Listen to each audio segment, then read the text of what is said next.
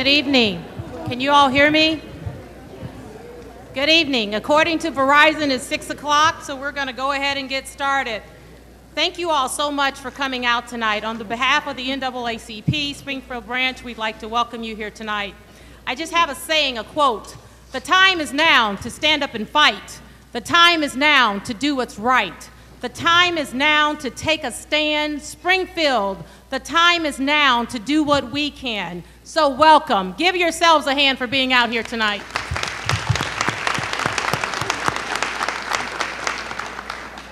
The goal of this town hall meeting is to talk about the issues. What can we do here in Springfield, Illinois to prevent a Ferguson, Missouri situation from occurring?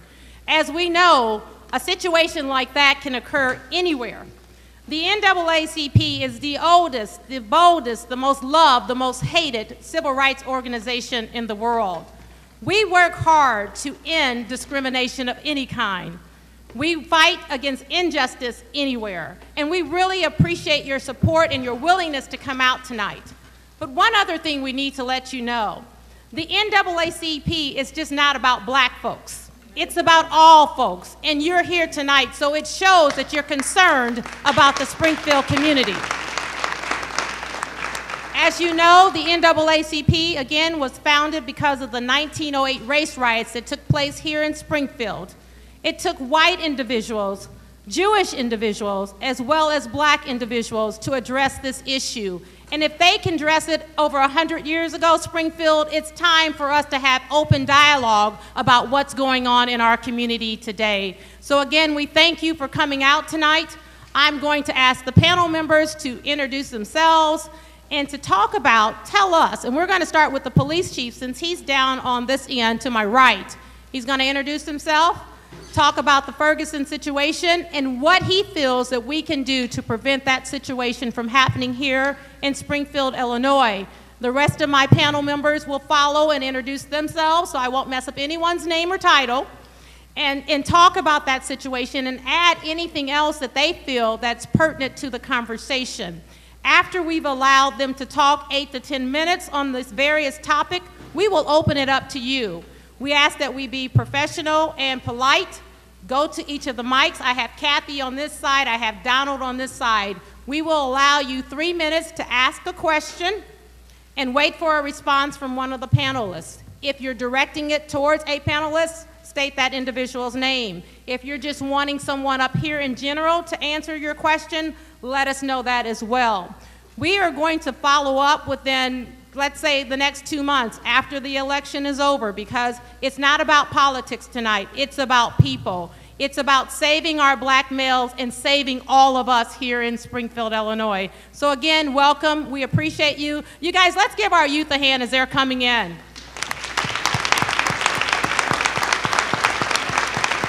Our kids are our future, and we have to empower them. We have to educate them. We have to communicate with them to show them what's right from wrong, and we're going to do that here in our community. Chief, welcome. Thank you very much, Teresa. It's an honor to be here tonight. Thank you to the NAACP and Teresa for inviting us out. Obviously, this is a conversation we need to be part of. Is that better? Yes. Obviously, this is a conversation we need to be a part of. I thank her for the opportunity. As far as the Ferguson situation, you know, a lot of things down there without knowing the specifics of exactly what happened as far as the shooting itself. But can you turn it up down there somehow? I say it's right here, and I'm talking fairly loud. Talk like you in church without a mic. My wife don't allow me to do that, man. Is that better? Can you hear me back there in the back now? A little bit better? All right, we'll eat the mic. Without knowing the specifics of what happened down in Ferguson as far as the shooting itself, the aftermath, where the protesting, the looting, the rioting that went after that, it's a difficult situation, you know. What we need to do here in Springfield is try to avoid that. And how do we do that? We do that by communicating with each other and establishing relationships and bridging gaps in our community so that doesn't happen. You have to have people out there that can come to you, that trust you, that respect you, that respect the police department, that when there is something like that, we can go to them, give them the general information that we have initially, and get the word out to the community. I don't think that happened in Ferguson. In Ferguson, social media played a huge role in what happened down there. And with that said, us as a police department, we have to get out the information as quickly as possible, at least the general information, as quickly as possible. That's the age and the era that we are in. But with that said, there has to be a thorough, detailed investigation of that incident down there to bring a closure to it. I have faith that that's going to occur down there. Ultimately, if that's a bad shoot, then the officer will have to deal with that, the consequences of that. But the aftermath of that, it's never okay to destroy our community or our property. People work hard. And that goes back to that when a tragedy does happen, to having those relationships so that doesn't occur. Part of our issue, or what we need to do a better job at the police department, is engaging the community and strengthening those relationships. We do have some of them out there, but we need more. For me, it's all about effective communication. It's about understanding. It's about trust. And it's a two-way street. The police department can't do it alone. You know, when we talk about police-community relations, it has to work both ways. And as far as Ferguson itself, that's pretty much what I want to say about Ferguson.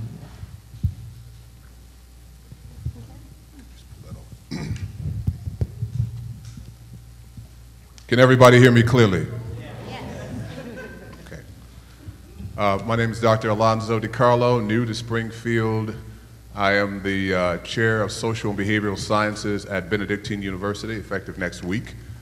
Thank you all for inviting me. As a psychologist, I have a slightly different take on some of the issues. When I think about the types of things that happen in Ferguson, I see that, you know, there's a Ferguson any place in this country. The issue that I made a note of is pain. It is extremely painful to be calm, to be peaceful, to be soft when a life is taken in the way that it was taken. And I think the general sort of expectation is somewhat unreasonable when you expect everyone to be calm. Now, that said, there are other issues that I have concerns about, particularly concerned with the children and their perception of what has happened, and the lack of, at least in my opinion, the adults taking time out to shape their perception. They need to understand when they see their friends, their community, shown on television in the light that they have shown, the 12 and 13 and 14-year-olds need to understand what's happening there. They need to understand it because one of the things that we don't want to do is to erode their trust, their faith in the authorities, whether it be FBI, Sheriff's Department, Police Department, because at some point they will need them. And so one of the things that I'm very concerned about is how we have not dealt with that. When you look at the news, we see the looting, we see the shooting of victims, whether it's being tased or what have you, but we don't see much of anything about what's being done for the 12, the 13-year-old, the 15-year-old who's looking at this and who does not have a clear understanding of what's happening. They're the future. Unfortunately, they may be the next target. So it's important that we do something to sort of help them not to escalate emotionally. I noticed, and unfortunately they will probably just highlight it, that a number of children were out on the street. And I'm sure you were all adolescents at one point, and I see a whole bunch of them out in the audience. Sometimes we don't think quite as clearly as we'd like, and I just don't want to see them fall into the trap of just following a crowd, not having a clear understanding that this is a fight for justice. This is a fight for safety, and it's a fight for them. So as a psychologist, naturally, I have sort of that impression about what is going on. Thank you.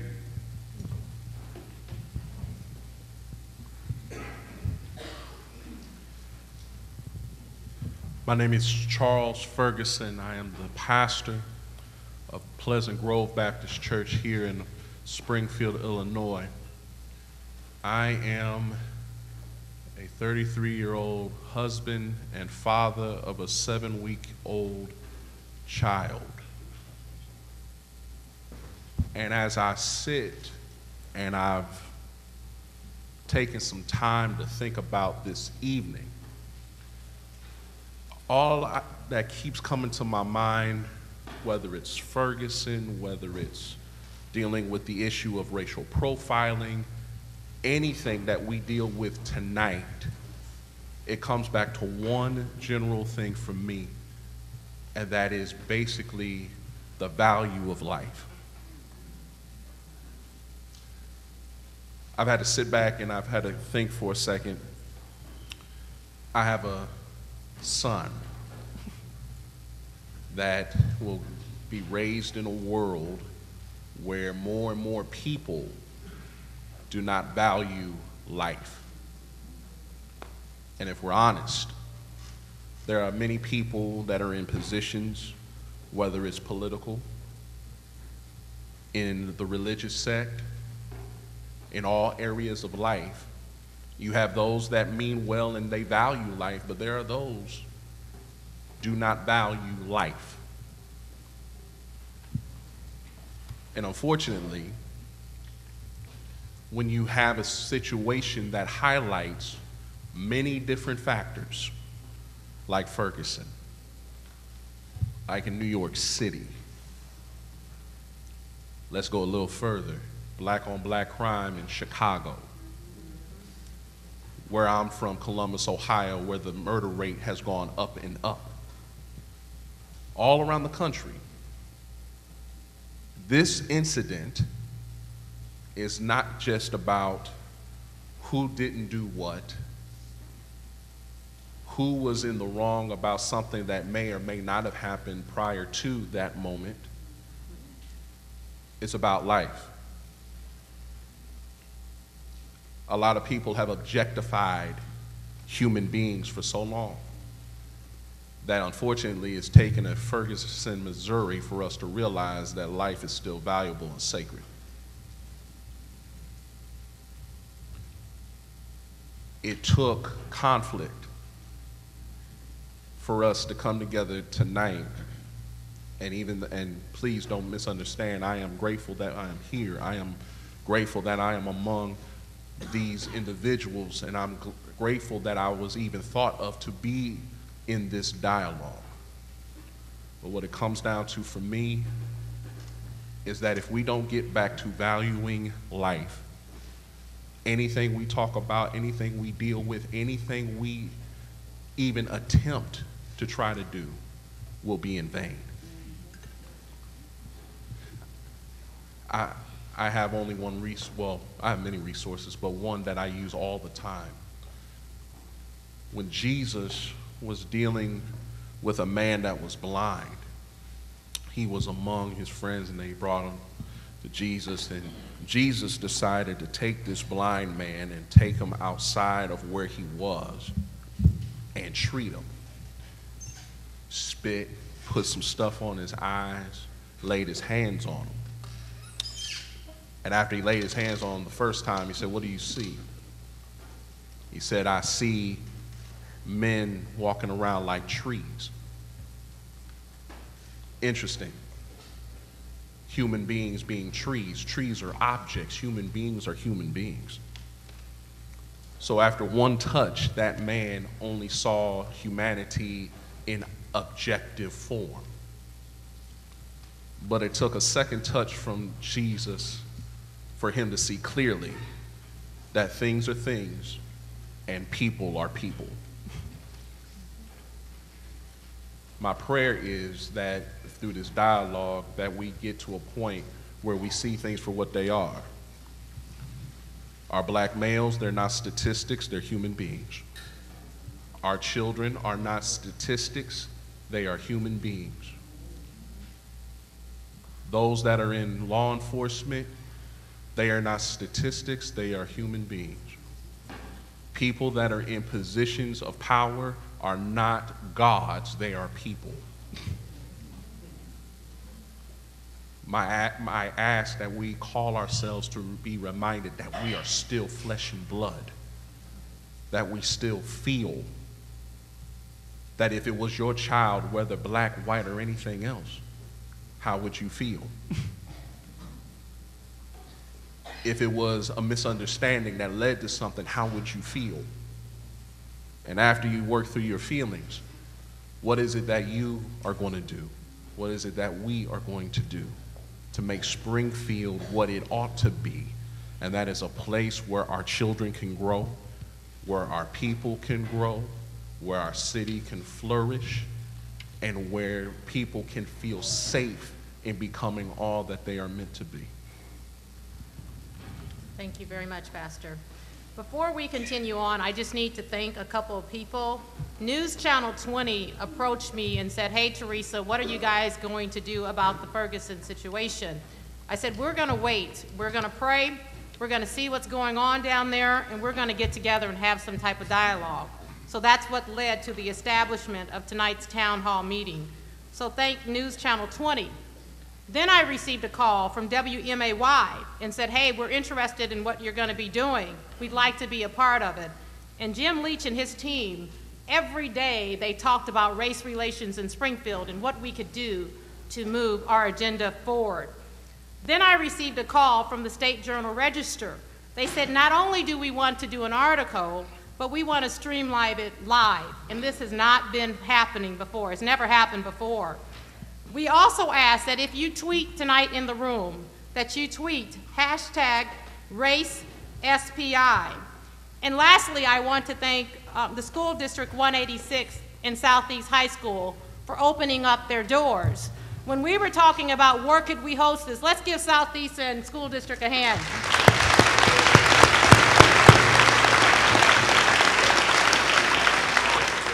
When we were trying to decide where could we host this, we didn't want to do it in a church because we didn't want the excuses, well, I don't go to church or I don't believe in religion. So we didn't want that to prevent people from coming out. We didn't want to hold it on the west side or downtown. We wanted to hold it in the city in which the city and the community is impacted. We all have cars and we can drive across town. So we thought that the high school that has a lot of minority students, especially black males, who are arrested, who have a high dropout rate, this would be the best place for us to come. So thank you all for coming out tonight. We're going to continue on. I'm going to pass it over to my gentleman sitting next to me. I'll use this one. Can you hear me? Yes. Thank you. Well, my name is Justin Rose, a recent graduate from the University of Illinois, Springfield, with my master's degree in public administration. I'm here tonight representing the Black Male Collegiate Society, who's sitting directly in front of me. So can you give them guys a round of applause for coming out tonight?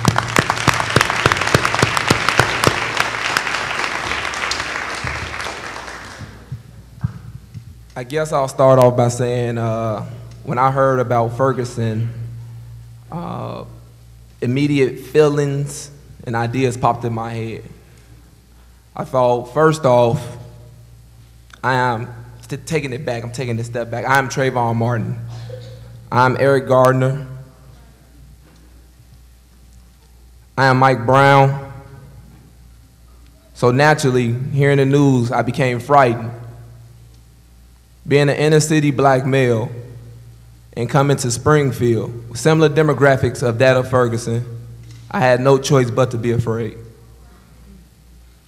At any given moment, that could have been in my life. I could have lost my life. I could lose my life if I leave this building and I don't act accordingly.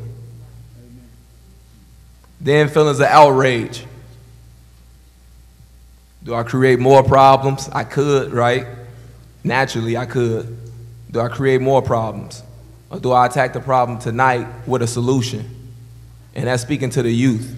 I consider myself fairly young and still youthful, so I got a lot of activism inside of me, and I'm ready to beat the streets and do anything possible to make it happen.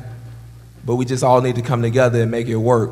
That's first and foremost, building community over, educating instead of trying to manage and organize.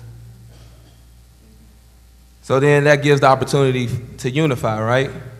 Come together, like I said, and not look at the looting and the rioting as a bad thing. Although we know it is, certain people don't know how to, demonstrate properly.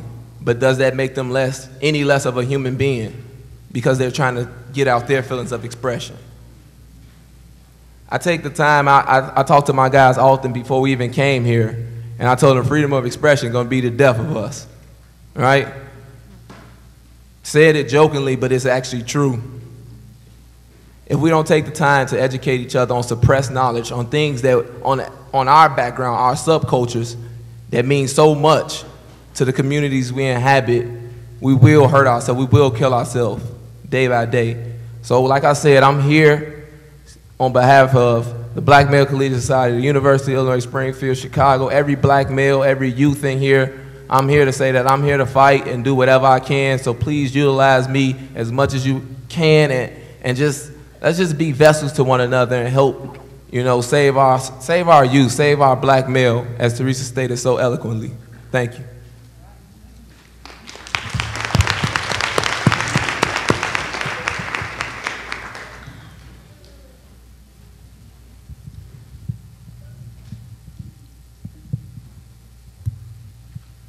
My name, can you all hear me? Pull it up close. My name is Archie Lawrence, and I'm an attorney, and I've been vice president for the second vice president of the NAACP Springfield, Illinois chapter. I've been president of this same chapter. I was one of the named plaintiffs in the voting rights lawsuit, and been active in the Springfield community for over 31 years. The things that I would like to say in regards to Ferguson is that my first thought when I found out what was going on, I was saying, what's happening in America? This reminds me of the riots in Los Angeles, where we seem, for some reason or other, have lost our way. And it really appears to me that no matter what your opinion on why it happened, but two things we know that did happen. We know, for one, that Michael Brown was shot 6 times. We also know that his body laid in the streets for over 5 hours. Now, a lot of people will say that seems to be a lot of anger out there. The question that America always has to ask itself is that since African Americans came to this country in slavery, for some reason or other, we always seem to be treated in a different fashion. In my opinion, a lot of the reasons why Ferguson existed is because of one thing, is that when people do not see the humanity in someone else who is not their own race. Specifically, when the white cops did not see the humanity of that black African-American man. I know some said that he may have hit the officer in the eye. That's the rumor out there. The first thing that the media put out there is that he was supposed to be acting a thug when he went into the liquor store. But that doesn't take away his humanity. No matter what we say, that doesn't take away his humanity. From the black community's perspective, and this is what we have to understand, when all the times that we always ask for justice, there's always some reason that says, not today, justice delayed, they were justified, even when it doesn't make sense. We talked to the FBI. We talk to the local police, you talk to the state police, and there has never seemed to be a justifiable reason. The officer involved in Ferguson, we know, was never, first of all, the first thing they did was they didn't even say who the officer was. But he was set on administrative leave with pay. Now, as African Americans, from the African American perspective, which I am speaking about, if it would have been reversed, they would have been fired before they left the scene. I am saying all this because it does affect me. It affects my psyche because I have a grandson, I have brothers, I have nephews, and we all been faced with some form or another. And what I am saying in America, what black Americans want most of all is justice. They want to know that they can go just like anybody else and be treated with respect.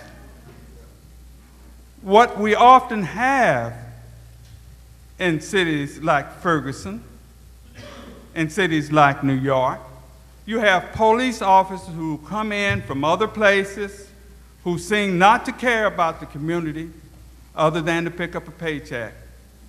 And some, unfortunately, come with the idea that they can beat down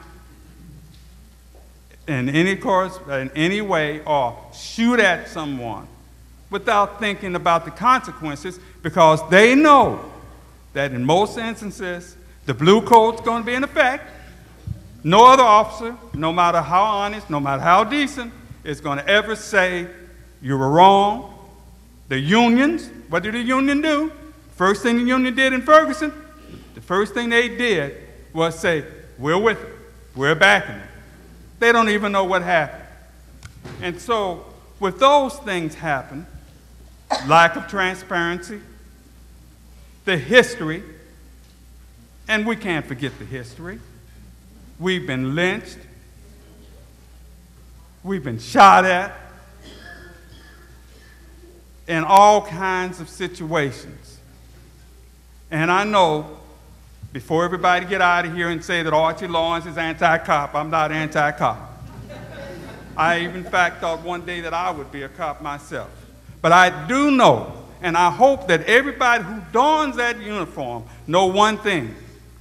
That's a human being, you're out there to either arrest or to bring into custody.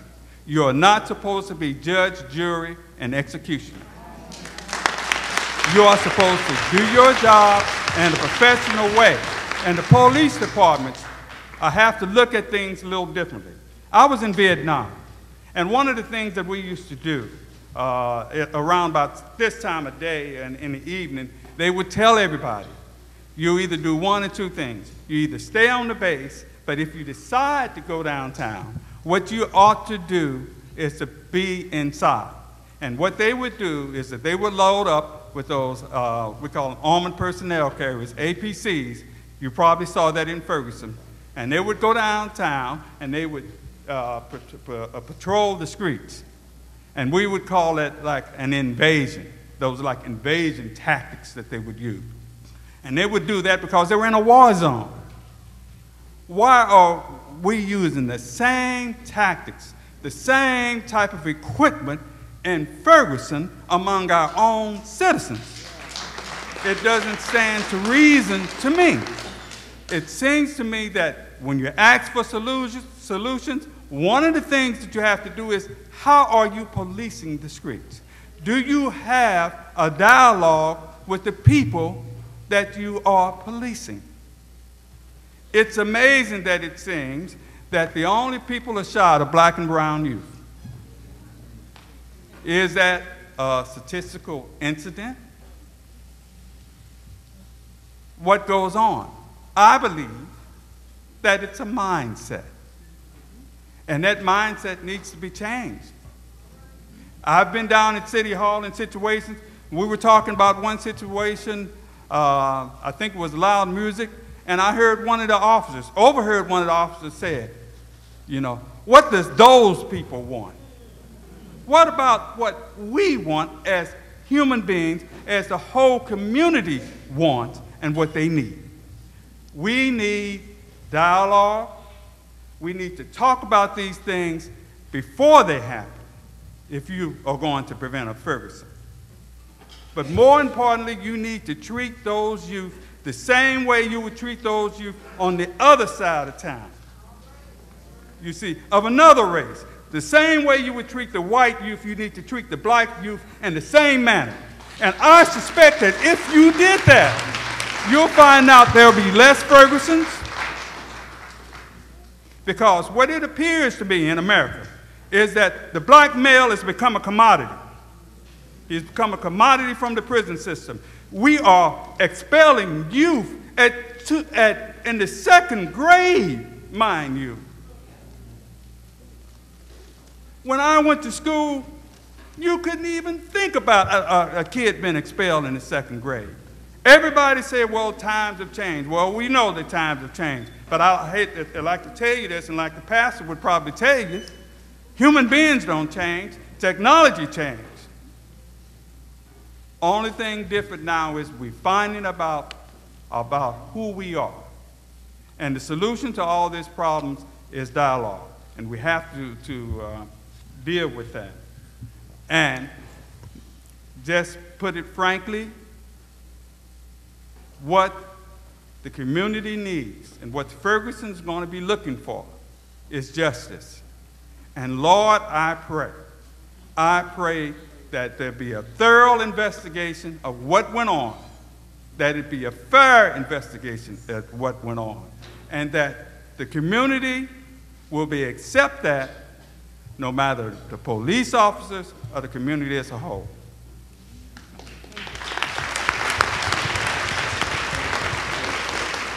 You all know I had to get some girl power up here, so right. I invited our new superintendent. You're up next. All right, my name is Jennifer Gill, and I am the new superintendent here in the Springfield Public Schools, District 186. As we've all talked about tonight, in watching the news when Ferguson was occurring, it weighed extremely heavy on me personally. Each and every day I'm charged with running a district and working alongside all of the teachers and educators with caring for 15,400 students between the age of 3 to 17 or 18 years old when they graduate. This is no easy task on an individual day, and it's one where I know I'm charged with making sure that we have a safe environment in our schools each and every day. Springfield Public Schools, we feel called and carried to the task of providing an exemplar education for every student each and every day. We also know that that includes providing hope, providing a place where they feel safe each and every day when they enter their building, welcome, their families feel welcome, they are engaged in learning that excites them and takes them to the next level. And also there's an environment and a culture for learning, as well as that hope each and every day, where we're moving students forward, we're taking them where they are, we're helping them get to that next level. That's my dream and my hope. With that being said, we are the place where that happens each and every day, but I am one of many that come together in our community to do this. We know we can't do it alone.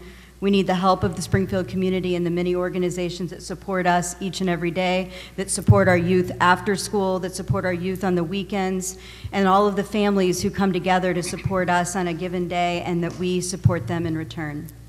One thing that the Springfield Public Schools embarked on this summer in participation with the Springfield Coalition on Dismantling Racism and the Faith Coalition, we attended a seminar for 2 days called Understanding and Analyzing Systemic Racism, and that included my cabinet, which is large, 16 strong. It included our Board of Education representatives, it included administrative staff from throughout the district, and it included a cross-section of teachers as well. And we came together to talk and to learn together on this topic. This was over a month before Ferguson happened, and now that this has happened, this has made this training and our next steps even more important in the Springfield Public Schools. So we are charged to listen and learn alongside all of you tonight, build relationships with all of our students, because every student in our district needs a champion. They need to feel welcome. They need to have a place where they can learn.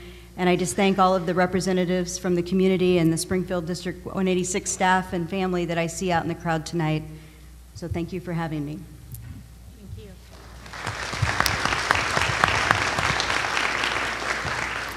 Good evening. I'm Dr. Jerome Reed, and I'm the Regional Field Director for the NAACP. And I cover the Midwest. And I just want to thank, first of all, the Springfield, Illinois branch of the NAACP for putting this wonderful event together. Please give them a hand.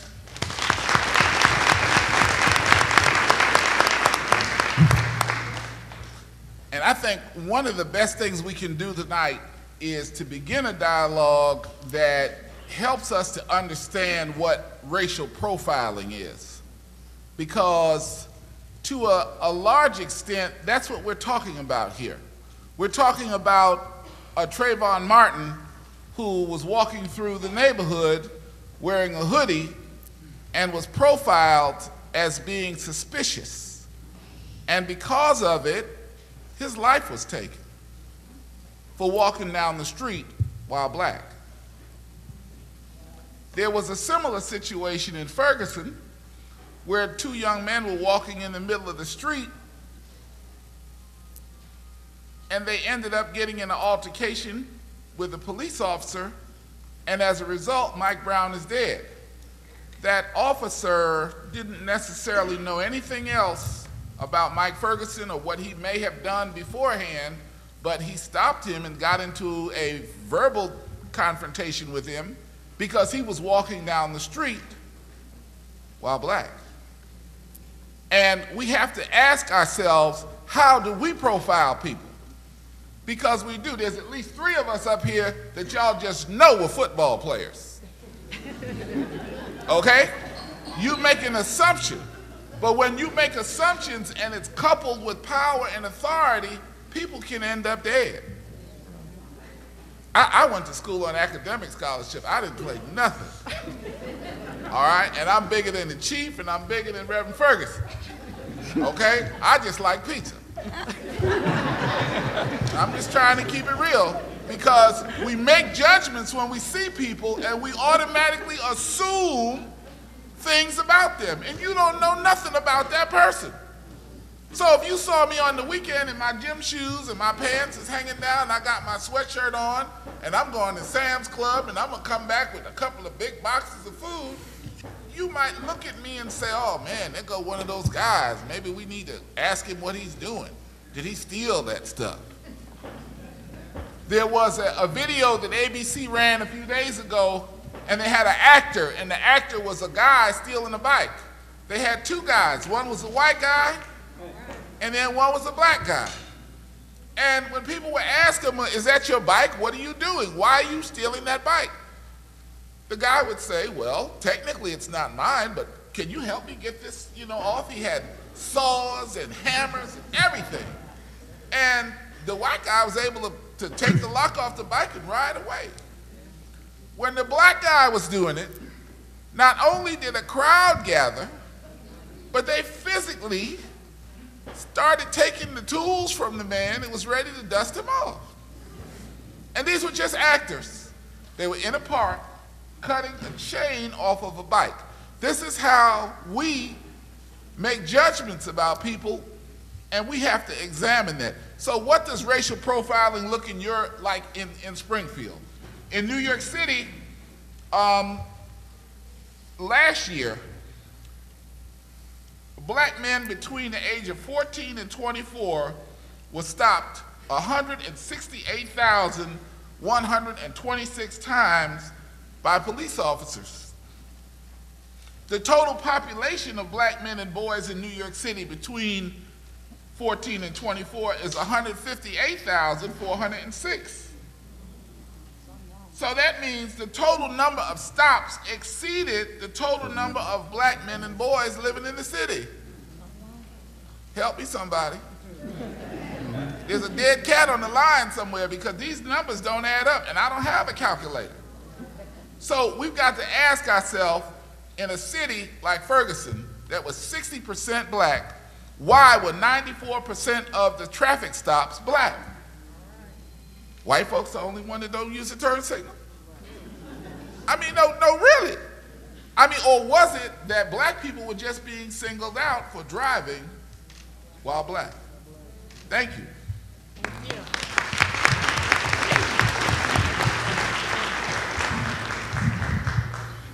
Good evening. Sorry for my tardiness. I was picking up a bunch of kids across the neighborhood. If y'all can't give them a hand clap for coming, please. And give all the kids a hand clap that are here today, all the kids in here. Because this is what all this is about at the end of the day. My name is Sam Johnson, and I'm representing Keep It 200 Network, as well as Springfield, Illinois. I'm representing black males, I'm representing black women, I'm representing white males, and I'm representing white women, white children, and black children. First and foremost, unity is what we need to get together within all cities, especially within our city, of all races. I wasn't necessarily surprised about what happened to Trayvon, nor was I surprised about what happened to Mike Brown. For the reason because we have a systematic problem. Before we can point the finger at a white citizen or a black citizen, we have to point the finger at the system first. Because it's the system that has us in anger with each other. It is the system that has us hating black, hating white in an indirect way, which a lot of us don't know. Even with a police officer, you can't even really be mad at the chief or be mad at the Springfield Police Department. You have to deal with the departments and organization that's above them, who's training them, who's organizing them, who's mentally conditioning them. Those are where our problems lie at on what's going on. Even within the school system, it's a systematic situation. Before you can be mad at a teacher or be mad at how the school, that you might feel how the school is teaching or whatever, you have to look at the systematic problem, because everybody are doing their job of what they was taught, what they was trained, and what they was hired for. And if they don't do that, then they're fired, point blank period. A lot of times, the system that, or position that we're working, we're doing stuff in an indirect way. If I teach you something for so many years, if I take a child, if I take any of your kids, and you give me your child for 10 years, 15 years, 20 years, and I put them within my system structure, your child is gonna do what I have that child doing, not what you are doing. And that's what's going on a mental warfare against all of us as citizens, unless you are at the top of the food, where you have the money and you have the power. We got, back into the school thing, I was telling the guy about how there's no possible way that me and a white man or white woman can have a productive conversation about each other within cultures, because you know nothing about my culture. You haven't been taught about my culture. Within the system of the school, when we talk about history, what do you know about my history outside of Martin Luther King and Obama? You don't know nothing, but I can give you names all day about your history, because that's what I've been taught. I can give you Abraham Lincoln. I can give you George Washington. I can give you Bill Clinton. I can give you Bush. I can give you Columbus. I mean, we can keep going on and on, but I guarantee you, outside of Obama and Martin Luther King and whatever else, you can't give me too much after that. You can ask these kids about black history, and they can't give it to you. Why can't they give it to you? Because they're not being taught, besides one time, 1 month out of the year. That's dealing with District 186, another thing that we want to deal with District 186, that black history needs to be a curriculum in the school, because there's no way that we can be productive without it being in the school. It goes back to that it's a systematic problem in an indirect way, subliminal messages, just like media.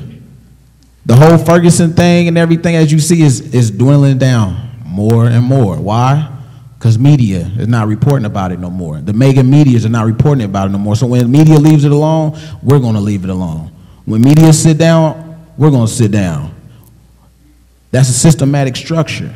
You wonder why your athletes, your black athletes, why you don't see them get involved into situations until it hits national TV. Some of them really is from the heart. Some of it is for promotion and marketing. But the honest to God truth is that they can't come save you or get involved. Because if I get involved, I won't get my millions of dollars I'm getting. I'll be cut from my endorsements.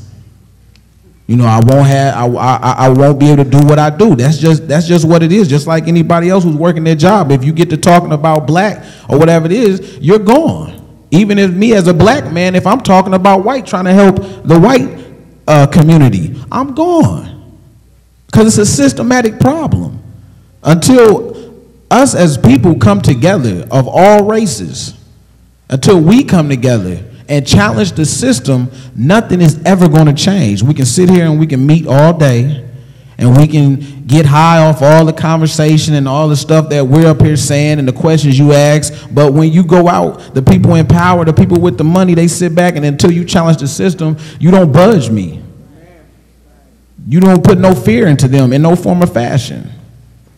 And a lot of that comes back even with us into voting. We don't vote. As black people, I was talking to some candidates, and this goes back to education, how uneducated we are as citizens. Some of the candidates, campaigns, managers and things, well, we want to come over to the black side of town and we're trying to get so-and-so's name out and la you know how it go. Now, the thing is, their belief in coming over is we want to go knock on some doors and we want to go put some things on the doorknobs, some flyers, and hopefully they come out and vote for us. That strategy doesn't work in the black community. So you have to understand who you're dealing with. You have to understand the system, you have to understand the person, you have to understand the culture and the community to get a productive solution out of it. Now you can do that on the white side of town. You can go because why? Because you are conditioned to vote. You have been trained, educated to vote. But you can't bring that same systematic structure over to the black side of town and get the same production because it's a system problem. Even with police, they're trained, if I'm right, to shoot a certain way, to shoot in certain, they're not trained to shoot in the leg, they're not trained to shoot in the shoulder, they're not trained to shoot, they're trained to shoot to kill, point blank period. Maybe 2 shots, 4 shots, 6 shots, you wonder why you see 8, 10 shots, they're trained like that. You can't be mad at the officer, because then we get into, oh, well, the officers, they're racist and whatever. Well, you know what, they might be, you know. Some of them probably are, and some of them for the most part, and for the majority, are racist because they have been conditioned indirectly in a subliminal fashion in the system to seem like that. But not even do they know that they are indirectly conditioned the wrong way. This is how powerful this system is. You have to look a little closer more than what you see. You have to dig a little deeper. You have to study a little bit more.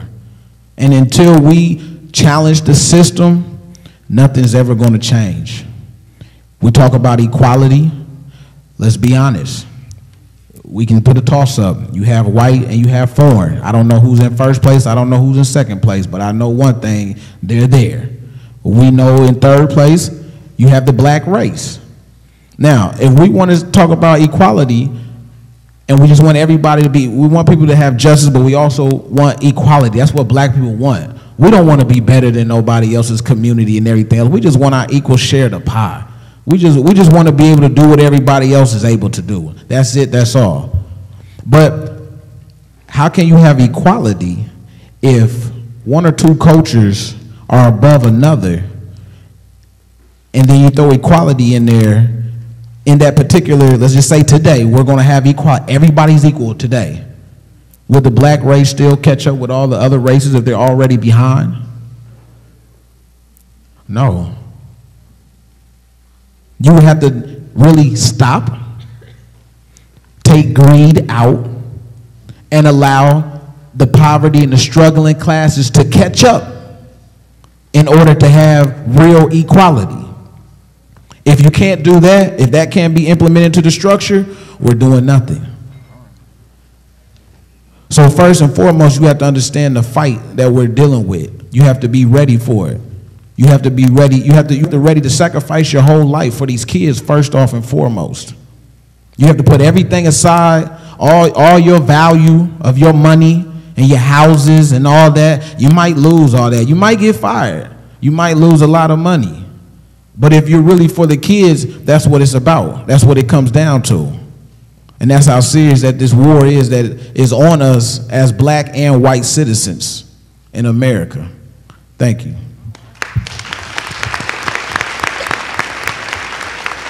Wow, those were some powerful statements. At this time, I'd like for all members of the NAACP Executive Committee officers to please stand and be recognized. All members of the NAACP Executive Committee and officers. Let's give them a hand. Thank you all so much for your love and support. A lot of times I do things and you're not aware of it, but I appreciate your support anyway. We're going to move it on anyway. At this time, I'd like to acknowledge all of our elected officials in the room. If you're here, will you please stand?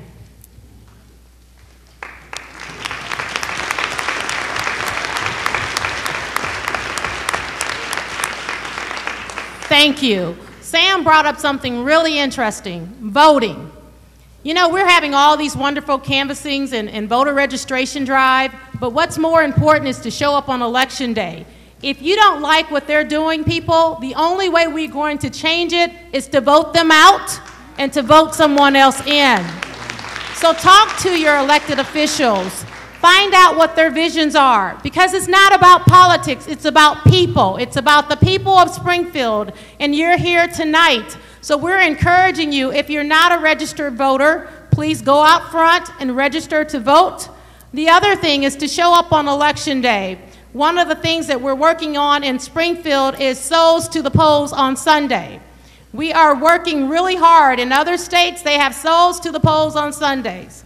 This is an opportunity for people on the east side, the west side, the north side, and the south side to come together, preferably at one of the churches. If not, we all pile up our church vans and we go down and we cast our vote to show unity in our community. We have 60 days before the next election. Let's show up and let's show out, Springfield. Give yourselves a hand again.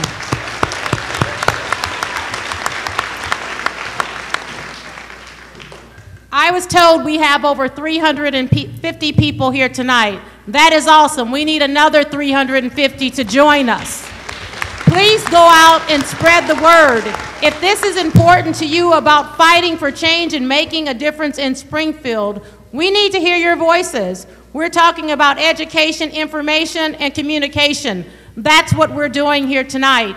So at this time, we're going to open it up to the audience. I have Kathy on this side and Donald on this side.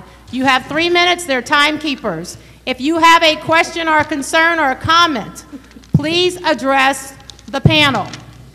If you want to address an individual, you can address an individual. If you want someone on the panel to answer your question, we will do our best to answer your question. Remember, we're here to do things in decency and order. Thank you. Person at mic 1, please tell your name and state your concern, sir. My name is James Johnson, and I don't really have nothing to say to the panel. So if y'all don't mind, because you guys had some good things to say, I'm going to turn around to the audience and speak, because there's some things I want to say. I'm not even going to talk about Ferguson or none of that. First thing I want to say is I'm a graduate of Southeast High School, and I'm proud of it. Proud of it. I got 3 words that I want y'all to hear: integrity, ignorance, and literacy. Now, I'm going to say some things that some of y'all ain't going to like. And like I do down at City Council, oh well, but I'm going to say it. Starting with the city police. Now, I know there's some people out here, and there's some in our community that can't stand our police department. Hate them. Stop hating our police department. all police officers aren't bad. We got some good cats out there that are on our side. Now, granted, and Chief, no, I'll be the first one to call him. We got some officers that we need to get rid of. We got some that we don't want in our neighborhood. And it's true. They racist. They don't like us.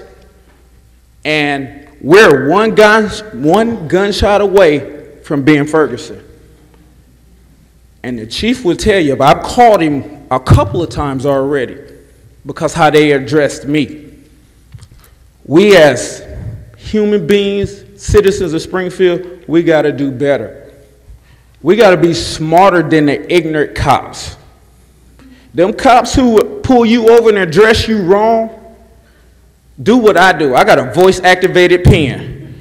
When they talk to me crazy, as they write their ticket, I'm writing a paragraph.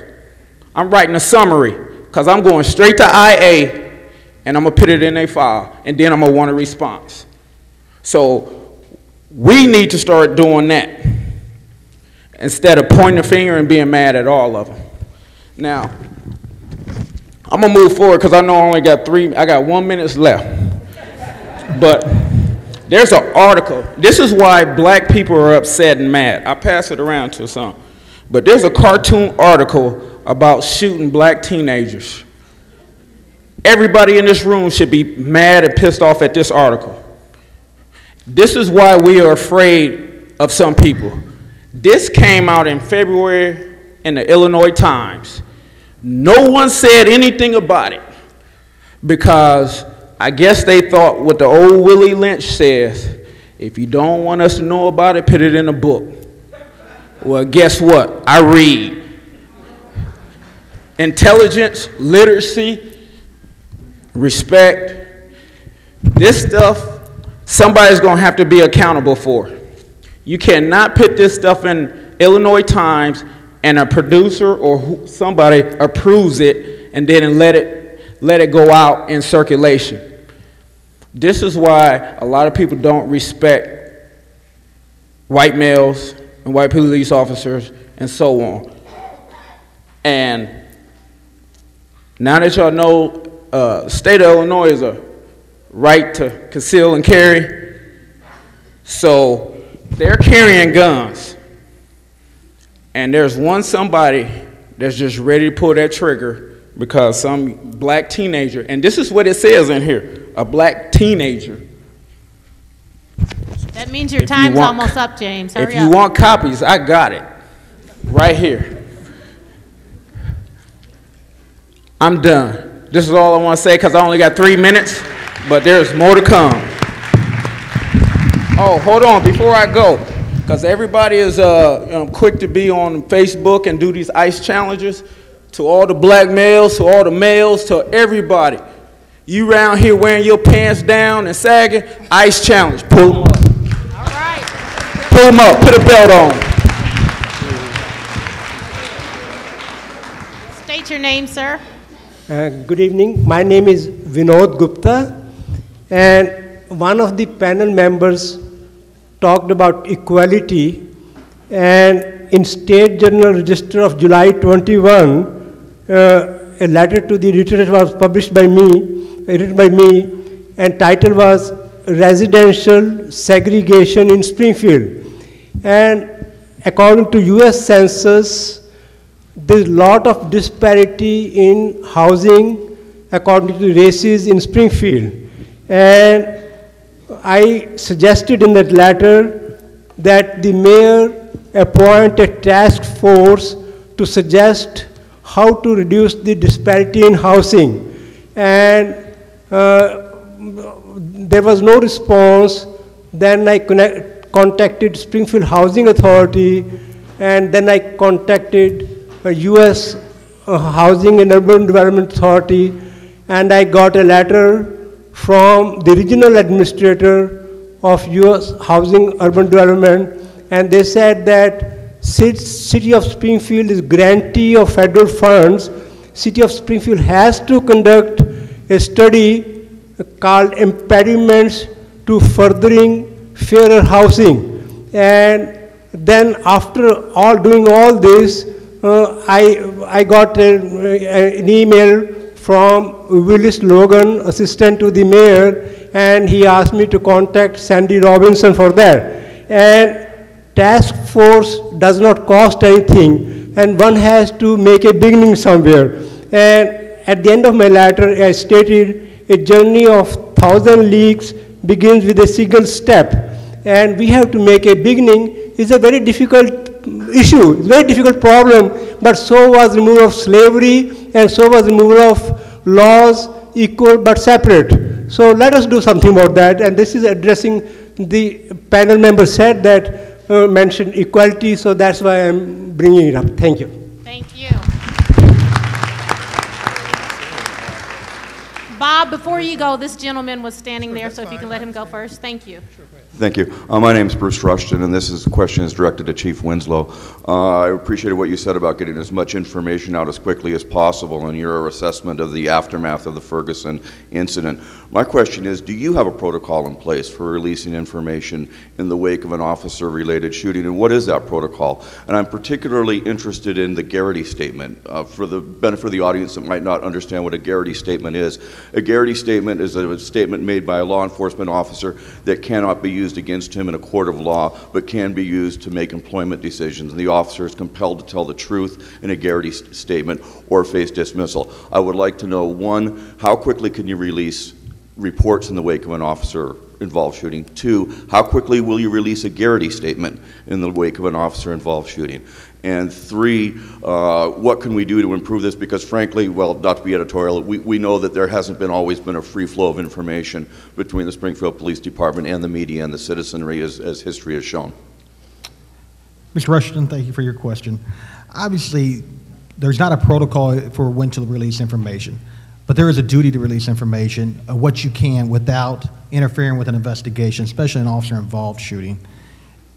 With that said, you know, there's things that happened down in Ferguson that has made us rethink about how we're going to do our things. I can say that, you know, obviously the public down there demanded the name of the officer, but we also have a duty to protect the officer, okay? Now, do you hold it for 2 hours, 3 hours? I don't know, you know. It takes an initial investigation to get through. We always turn our officer-involved shootings over to the state police, and then we let them do the commenting on that as far as what they're going to release. But we always release general information about what occurred, the location, a general statement about what happened. As far as the Garrity statement, that involves the police officer's Bill of Rights and so forth. You know, that wouldn't be released until the investigation was concluded. As you're aware, the Freedom of Information Act says that just because an investigation is ongoing is not a reason to withhold a report or any information whatsoever. You have to demonstrate how release of the information would hamper your investigation. So how would the release of a Garrity statement hamper an investigation, given that the Garrity statement, A, could not be introduced in a court of law, B, it's an employer's interview, not a law enforcement interview. So is that, do you do your Garrity statements, do you hand it over to the state police? Please repeat that last part about the Garrity statement. Do you hand over the Garrity statement? Does the state police take the Garrity statement, or does the Springfield Police Department take the Garrity statement? Typically, the state police will do the criminal investigation, and then we will do the internal investigation where the Garrity statement comes through. Typically, what we do is we let the state police run their investigation first, and then we will run our investigation. Sorry for all the follow-ups, but bottom line, how long is it going to take? I mean, because you know, we haven't had an officer-involved shooting that I'm aware of that's been a subject of huge controversy in Springfield. You know, heaven forbid it should happen. In Ferguson, it took a week, and we saw the aftermath. Is it going to take that long in Springfield? Again, as far as the Garrity statement, we're going to give the officer his rights under the Police Officer Bill of Rights, and I can't tell you exactly how long that will take, Mr. Rushton. Let's give him a hand. Bob. My question. State your name, sir. My name is Robert Davis. Is this mic on? Yes, sir. Okay, good. Is it on now? Okay. My name is Robert Davis, and my question is addressed to the entire panel. We talk to our young men from time to time about how they should carry themselves and conduct themselves in public. what would this panel recommend in terms of, one, how they should carry themselves and conduct themselves, and then two, how they should not carry themselves and conduct themselves? And you can start with the parents coming up and all that, but that's my general question. Let me start as a parent. You know, we talk about raising our hands and put your hands up, let's put our pants up first, right? And then the other thing we need to do is we need to be respectful, all of us. When a police officer pulls you over, regardless if you've done something or not, be respectful. Look him or her in the eye. Say yes, sir, no, sir, whatever it is you're taught to say when you were growing up, and some of us still say yes, sir, no, sir. Ask them what you did wrong. Give them the information that they're requesting of you, and wait for them to return. If you are concerned, have somebody on speakerphone. Call your parents, call someone, have them on your Bluetooth, let someone else listen in. One of the #1 complaints that we get with the NAACP is, I was pulled over driving while black. They can't run up on me, Miss Haley, like that. What am I supposed to do? Unfortunately, racism is well and alive here in Springfield. We have to tell our black males, if you're riding around with your friends in the car, 2 or 3 black males, you're more likely to be pulled over than your white counterparts. Should it be happening? Absolutely not. But that's our reality. So teach your students, teach your family members how to be respectful. But respect starts in the home.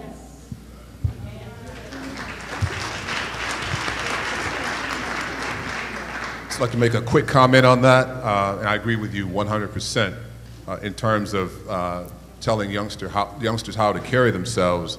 Well, what's really important about that is that's a two-way street. So that police officers also need to know how to carry themselves when they are dealing with, as the young man said, I'm sorry, brother, I can't remember your name, culture that they're not familiar with.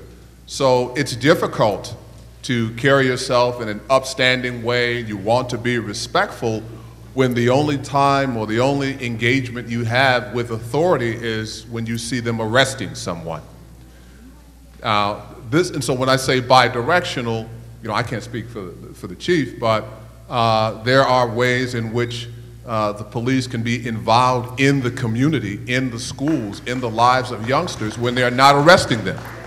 And so that in and of itself will contribute to that relationship. If there's a relationship with police that goes beyond handcuffs. And so in response to that question, it's not just about the youngsters carrying themselves well. That has to go both ways. And in order for that to happen, there needs to be some work and engagement done. How you go about that is something that, you know, I'll turn over to the chief to deal with. Thank you. The thing that I would like to say about that is, especially when we speak about police stops, you should tell your youth to be respectful, but remember one very important thing. This officer has a gun. Yeah. And your goal is to get home safely. So you listen, you obey, write his name down if you think that you were disrespected. But you don't want to wind up in the morgue to say that, yes, I was right. So that's the unfortunate thing about it. We especially still have to tell our black youth that it's not all what we think it is. When you're in these schools, you see you have interactions between black kids and white kids and their friends and all this. Unfortunately, the rest of the world haven't caught up with it yet. And there are still some people who have some racist ideas, some who still have some arcane ideas, and some of the people slipped by when they did the police testing for the right type of mentality. It happens. So you got to remember your first mission is to get home safely. I'll chime in on that. like the doctor said, that definitely is a two-way street. Because first and foremost, just with my situation I had with the police officers, and then I started getting calls from young black men in the community telling me, like Miss Haley said, you know, they done this, they done that to me. And I had to start asking them, okay, how was you talking to the officer? What was your movements? What kind of temper, you know, you was in? So we have to be calm. We have to teach our young men that we have to be calm in the situation, but you still can be powerful and educational at the same time when you're talking to an officer or when you're just in the society dealing with somebody in general. I know me myself, if I get pulled over, you better have everything that you're supposed to do correctly, because I'm definitely going to question you. Now, I'm not going to get all erratic, whatever, but we're going to have an educational, strong, powerful conversation. Hopefully I make it home, but if I don't make it home, then that's just what it is. But at the same time, we have to understand that, again, these are the problems, because it's hard for a young man to conduct himself like that when for years, he goes back again, you know, we're systematically conditioned mentally. For years, this is what you've seen or this is what you have been involved in. So it's hard for a young man just to conduct himself when this is what's been happening to us for years. So like the doctor said, it's definitely a two-way street. The police need to know how to conduct themselves, and also this young man needs to know. So it's being calm, but at the same time being educational when you speak. I'm gonna just go ahead and chime in on this. Again, I love to represent my youthfulness. So I just wanna say, I believe like they said, it's a two-way street, but it's a teachable moment it's a lesson in everything, first and foremost. Me standing up here today, I didn't always dress like this, and I don't normally dress like this, but the teachable moments that I did have taught me how to carry myself in a manner where I can minimize as many chances to be stopped by law enforcement, correction officers, and or any other public administrators that I come encounter with if I'm stepping into a place of high authority. I've spoken in the office to a lot of my gentlemen already. We have the burden of representation. We can't control what happens on the media. I mean, we can, but we can't, because it's going to be disseminated regardless. However, in those teachable moments, you have to let them know you will be profiled if you step out of bounds. So I challenge community members before it even gets to law officials to, step up and tell that young man that you're doing the wrong thing, because if you don't, you're doing a greater injustice before they even make it into that situation.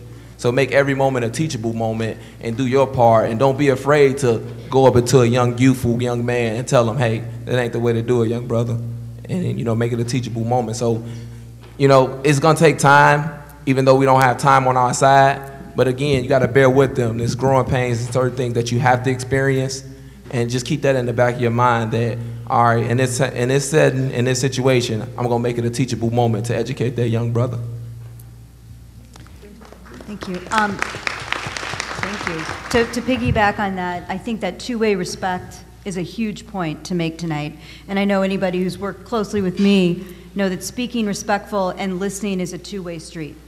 It's a two-way street each and every day for all of my staff, whether it's a support staff, a teacher, an administrator, and listening to our youth, but also then teaching and providing our expectations for our youth each and every day.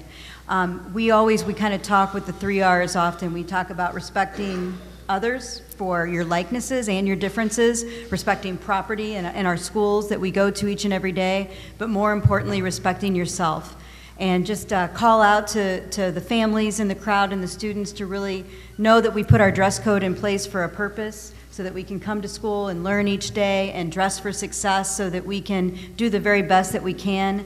Not here to hassle students, but let you know that we do have a code of conduct like you will in any workplace, and we very much appreciate you following those guidelines and changing when we ask you to. Like you said, hey, we just don't dress like that here. Let's step up and really make our schools a respectful place to be. So I really appreciate the conversation about the two-way street. That's very important. Just to go ahead. Well, as I'm sitting here, the word that keeps coming to mind is reinforcement.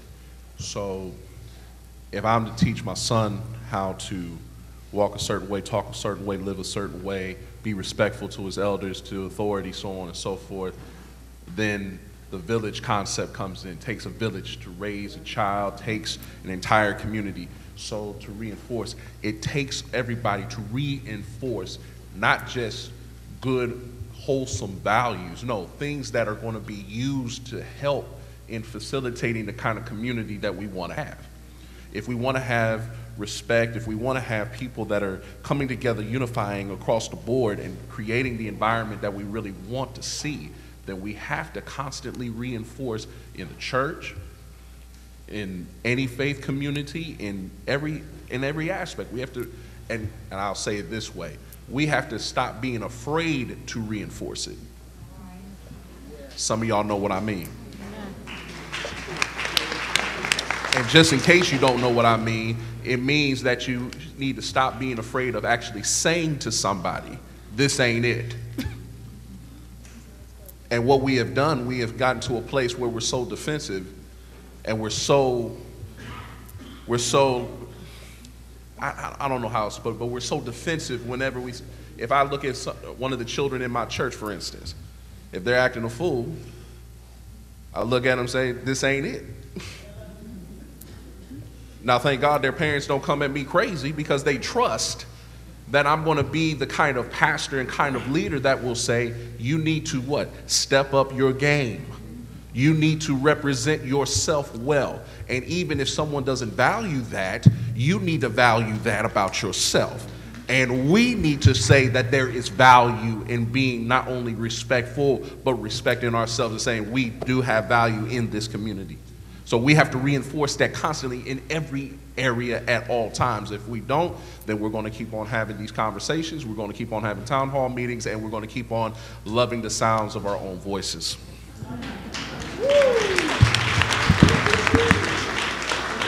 You know, the panel has said a lot of great things on this topic, and it is a two-way street, and respect has to be there, but it has to be understanding. We have to understand where people are coming from. And as an officer, you know, what we teach our officers is that respect is of the utmost. But with that said, our youth, I have this conversation with my kids. It's a conversation we need to have with all kids. What do you do when you interact with an authoritative figure? How do you handle that situation? And it's very important because I will tell you that 9 times out of the 10, the officer reacts to what the person says or does. That's what dictates the traffic stop, the pedestrian stop. That dictates how it's going to go. So we have to have those conversations with our youth. Officers react to how they react. But it has to be two-way respect on the officer's part as well. If I come at Mr. Johnson wrong, or if I come at the pastor wrong, what kind of respect is he going to give me from the get-go? None, because I didn't give him none. And that's just the way it is in life. Nobody wants to be disrespected. Everybody wants to be treated equally, and that's what we have to do. Good evening. My name's Howard Peters, and I'm here representing the Springfield Urban League. I bring greetings from President and CEO Nina Harris. She wasn't able to be here, but wanted to at least speak in support of the NAACP and the efforts. President Haley, former President Lawrence, I personally appreciate and extend that appreciation from the Springfield Urban League on your efforts to bring this body together, to bring this kind of outcome from the community. You're to be commended. You're all to be commended to be here. And I just wanted to simply say, or maybe offer a suggestion, humbly, maybe a proposal to Chief Winslow, also to Superintendent Gill, that out of this meeting, we should come with a plan of action. And humbly, the Springfield Urban League would challenge both of your institutions to take appreciation in a moment to really understand and look out and see who's here today. Because this isn't just Black Springfield. This is Springfield that's here today. This is a dynamic, this is a diverse group of intelligent, engaged citizens. And it's not lost on me when I look at the banner, that the banner says 1909. And there's a reason for that. That's because the NAACP was birthed here. And it was birthed here out of the kind of violence that happened in Ferguson recently. See, we know about this kind of violence because it's something that's happened over and over, not just in Ferguson and not just in Illinois, and not just, but here. But Springfield understands that. And so what I would say and what I offer is this: the wealth of knowledge in this room should be utilized. And there's a way in which you can do it. I actually had the opportunity, and there's others here in the room, Mr. and Mrs. Blackwell, I know, are behind me, and Alderman Simpson is here as well, that we actually engaged and participated in the interview process of prospective police officers within the last 12 months. And one of the things that I took out of that, we interviewed, each one of us, 20 individuals on a panel. Mr. Blackwell, I believe we did it for 2 days. Over that time, and we saw individuals, and the thing about them that struck me was none of them looked like me. And the thing that struck me is that all of them, though, looked like each other, because not only were they Caucasian males, but they're also military-oriented Caucasian males that were being brought into the community to police us. But most of them weren't from here. And see, that's the kind of dynamic that makes us scared that Ferguson will happen here, because there's a dynamic of who's being recruited and who's being interviewed that is counterintuitive to who we are. And that's something that the Springfield Urban League, and I know the NAACP, we share that frustration and that fear. And so the proposal that we have is simply this: to have someone with the wisdom of a Mr. Lawrence, you know, an attorney in this community for more than 30 years, and to have a President Haley and a Mr. and Mrs. Blackwell, and to have an Alderman Simpson and maybe a Mayor Simpson one day, and to have these people in the community. Every officer who touches a gun should have to touch one of us first.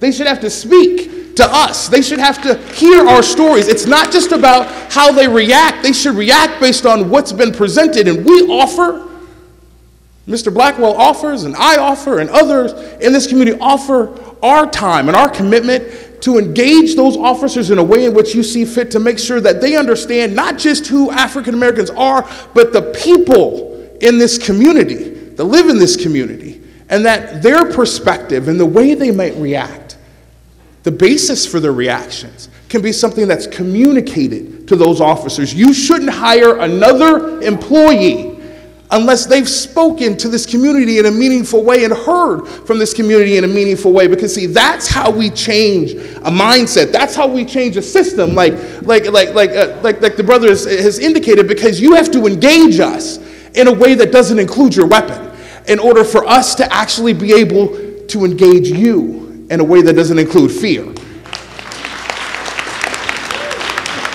So I would challenge you, Chief, humbly, to call us, because we'll come, because we have been, and to engage in changing the way you do business in a way that includes us. Because if you're going to police us, you should know us. Thank you. Thank you, Mr. Peters. Before our next speaker comes and speaks, I need for all of our youth to please stand, because I know some of them are leaving because they have school tomorrow. All youth, please stand and be acknowledged. All youth, please stand. Let's acknowledge and empower and encourage our young people. Thank you all so much for being here tonight. What I want to challenge the youth and their teachers to do, those of you who are here, write a statement, a paragraph about what is it that you want out of your officers in the city of Springfield, so you can be treated with respect as you continue to grow and live in the Springfield community. Thank you, youth. We love you.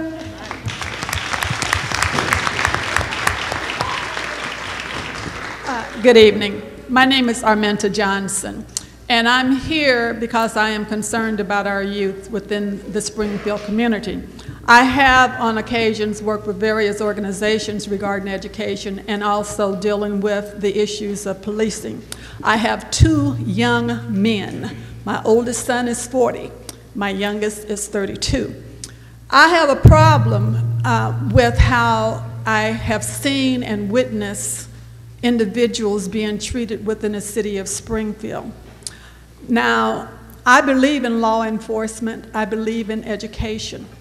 One of the things that I'm pressing for, I want our children to know how to read, to write, to add, to subtract, and to think. When I was a child, I grew up in an era when a white person came coming down the same side of the street as I was expected down south to step off the sidewalk and let them pass. And I was not expected to look them directly in the eye. My uncle is a well-known minister he passed, but in the 60s, he was known for the quotation of saying, "I am somebody." As a result of that statement, he required all of his relatives to look every person they met when they met him and let them know, "I am somebody." I expect, and my expectations are extremely high. I don't like mediocre people. I don't like a C average child. I expect all children to be eligible and capable of learning and excelling. And what does that mean? That means that they should not be playing basketball if they have a C or D average. They should not be playing basketball or football or running track or doing anything of that nature just because the schools want to earn money so that they can get certain funds. If a child can't read and write and have an accelerated rate of being able to be graded at a B average, why should they be in these sports? And why should we allow it?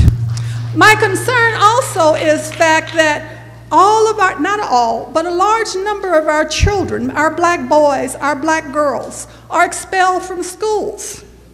And when they're expelled, they don't know they have homework that they can make up. They don't know that they can go somewhere else to do certain things. So I'm concerned about these young people that because they are flunking out. They're not employable. And we have gatherings like this elsewhere, and we're all saying, well, we need to improve the schools, we need to improve parenting communication, we need to do this. Instead of saying we need to, when are we going to? What are we going to do? When are we going to do something? My actions about when this young man brought a gun to school, you kicked him out for 2 years. Where is the problem? Oh, something's wrong with this system. And why would you arrest him and take him to jail? That means he's got a criminal record. When is he going to be hired for a job? What can you do? I'm talking to you and you right now. Those that are in authority of hiring police, those that are in authority to hire teachers.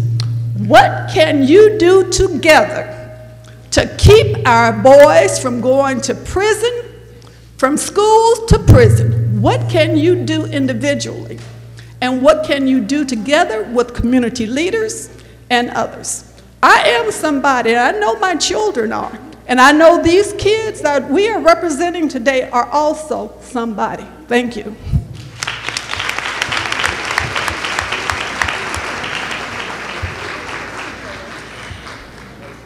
I'd like to thank our minister for her comments. We've already met this school year. Thank you for coming and meeting with me. We do know that from the work that we're doing already, that analyzing our practices and policies and making sure they're supporting youth and supporting that culture of learning that I talked about earlier first and foremost. I know that I've got Sheila and Cherie over here that are working alongside me as Director of Teaching and Learning and Director of Secondary Education to help me look at our primary intent, and that is to create that culture of learning. That school is a safe place to come where you don't need to feel like you need to bring a weapon of any sort to school so that we don't have these things happen like we had recently last week. We know that we have the support of this community. Some examples that I can state just now within the first 10 days of school, our Keep Kids in School Coalition that brought our community together to get our kids immunized and vaccinated with their physicals and ready to attend school. We also have our In School and In Time initiative, which talks about bringing our kids to school, getting them on time each and every day so that they can learn. We know that we need to consistently apply our discipline and our student family handbook and all the rules that we have in place and communicate them and make sure our youth understand the significance of when you bring a weapon to school. It is never our intent to have a child out of school any day of the week for any amount of time. We want our schools to be safe for all students. We want to make sure we're surrounding our students, providing the type of social work and the special things that they need to make sure that they're successful each and every day. I could talk hours about the data and the things that scare me. I know that our suspension rates are too high. We know that in our school district. We know that we had last school year, I'm looking at some numbers so that I have it correct, that we had 2,926 kids suspended from school for different things across kindergarten through 12th grade. That's what I've inherited. That's my task. That's my mission. I know that in the last year, though, between the last 2 years of school, we've reduced that number by 577, and we've also reduced the number of days that our students are out of school, which is also important. I know that our graduation rate is not where I want it to be. I know that we need to work together as a community to make this happen. So everything that I hear today I take very seriously. It's that two-way street. It's talking together. It's working together. It's moving ourselves forward as a system, and I'm very committed to that, and I know that my cabinet and the people that are in this room, right?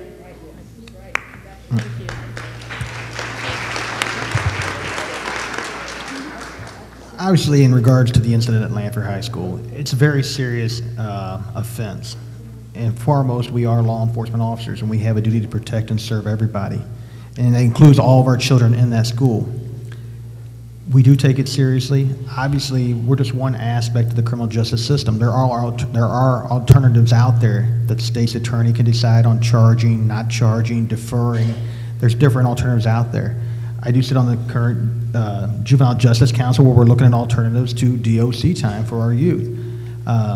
I believe last year we sent 16 people from Sangamon County to DOC, 16 children. With that said, it may not seem like a high number, but it's 16 children, 16 lives that maybe could have went a different way for them. So what can we do? You know, we know that kids that aren't in the streets, kids that are engaged in after-school programs, kids that are busy doing something other than hanging out in the streets are better students. They turn out to be usually better citizens. So we got to give these kids something to do after school. We have to work with our Boys and Girls Club, our WISE, our Century 21 programs, those programs that are out there to try to get these kids a different alternative. We also have to work with parents who don't have anything else for their children to do, or they are at their wits' end because they don't know what else to do. So that's some of the things we can do as the police department, is try to communicate and work with them, show parents that there are different alternatives out there, and work together. Okay, and one other thing, in addition to what's being said, the NAACP for the last 30-something years, we have a back-to-school, stay-in-school program, which is an alternative program for kids who have been expelled from the school district. It gives them a program. We have a 99% graduation rate. They graduate with their class members.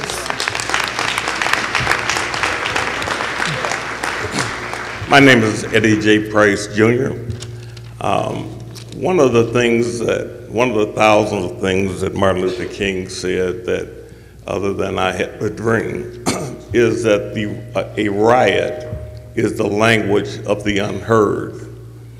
And I say this to you, that the kids who get most impacted, they're not here. They're not going to be here.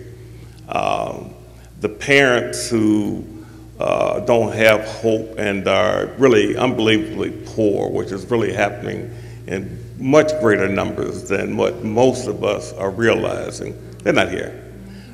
Somebody said about voting, probably I would say 95% of the people in this room vote on a regular basis. Wrong audience. But Chief Winslow, you started off talking about the riotous nature. Okay, I understand that. That needs to end, because the rioting lasted for only a couple days in a 3-week ongoing set of marches.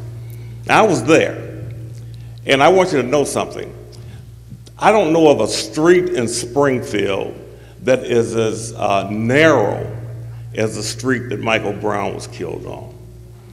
Michael Brown was killed on a street that has over 20 apartment buildings in close proximity in angles. I personally counted 13 apartment buildings that would have witnessed what occurred. There are people all out there. It is packed.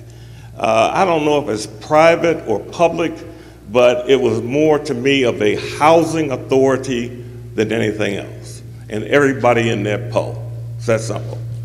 So when this young man is killed, and we're talking large numbers of people, and as Archie Lawrence stated, left in the street for 5 hours, blood running, what would you think people would do but riot?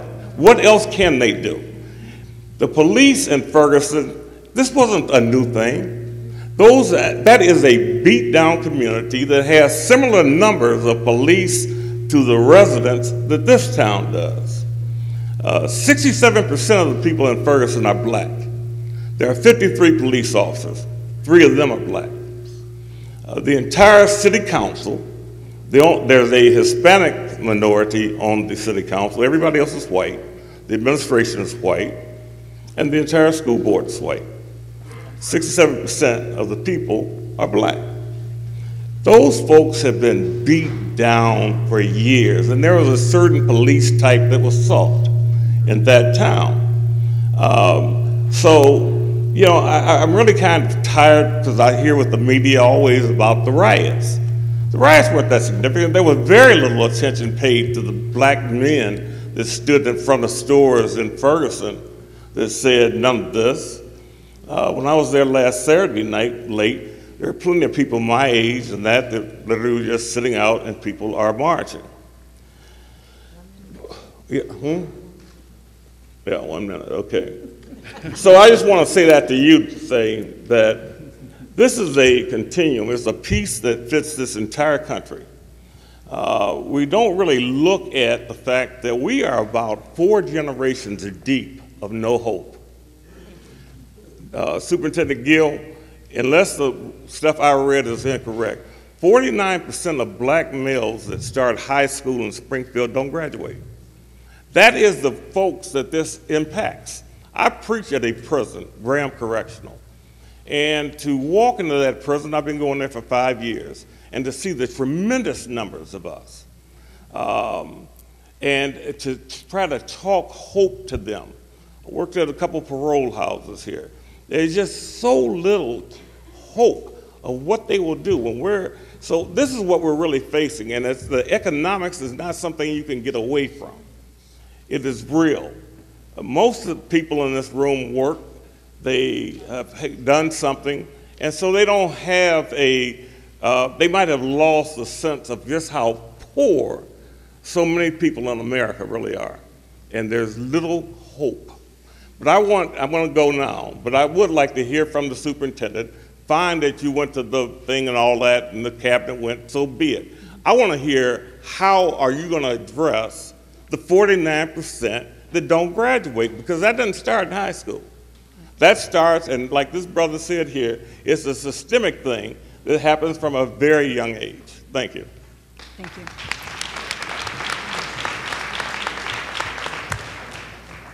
Well, I've got all my great leaders here that can help support this cause as well. But you're correct about the data. In the 2014, which is the last school year in May, we had 59% of our African American youth graduated from high school. That started at the beginning of that cohort as freshmen. Now, there's many reasons that number exists, in that if you move out of town, or if you go to another type of a program, or if you drop out, that number is affected by that. And we are very cognizant of that number.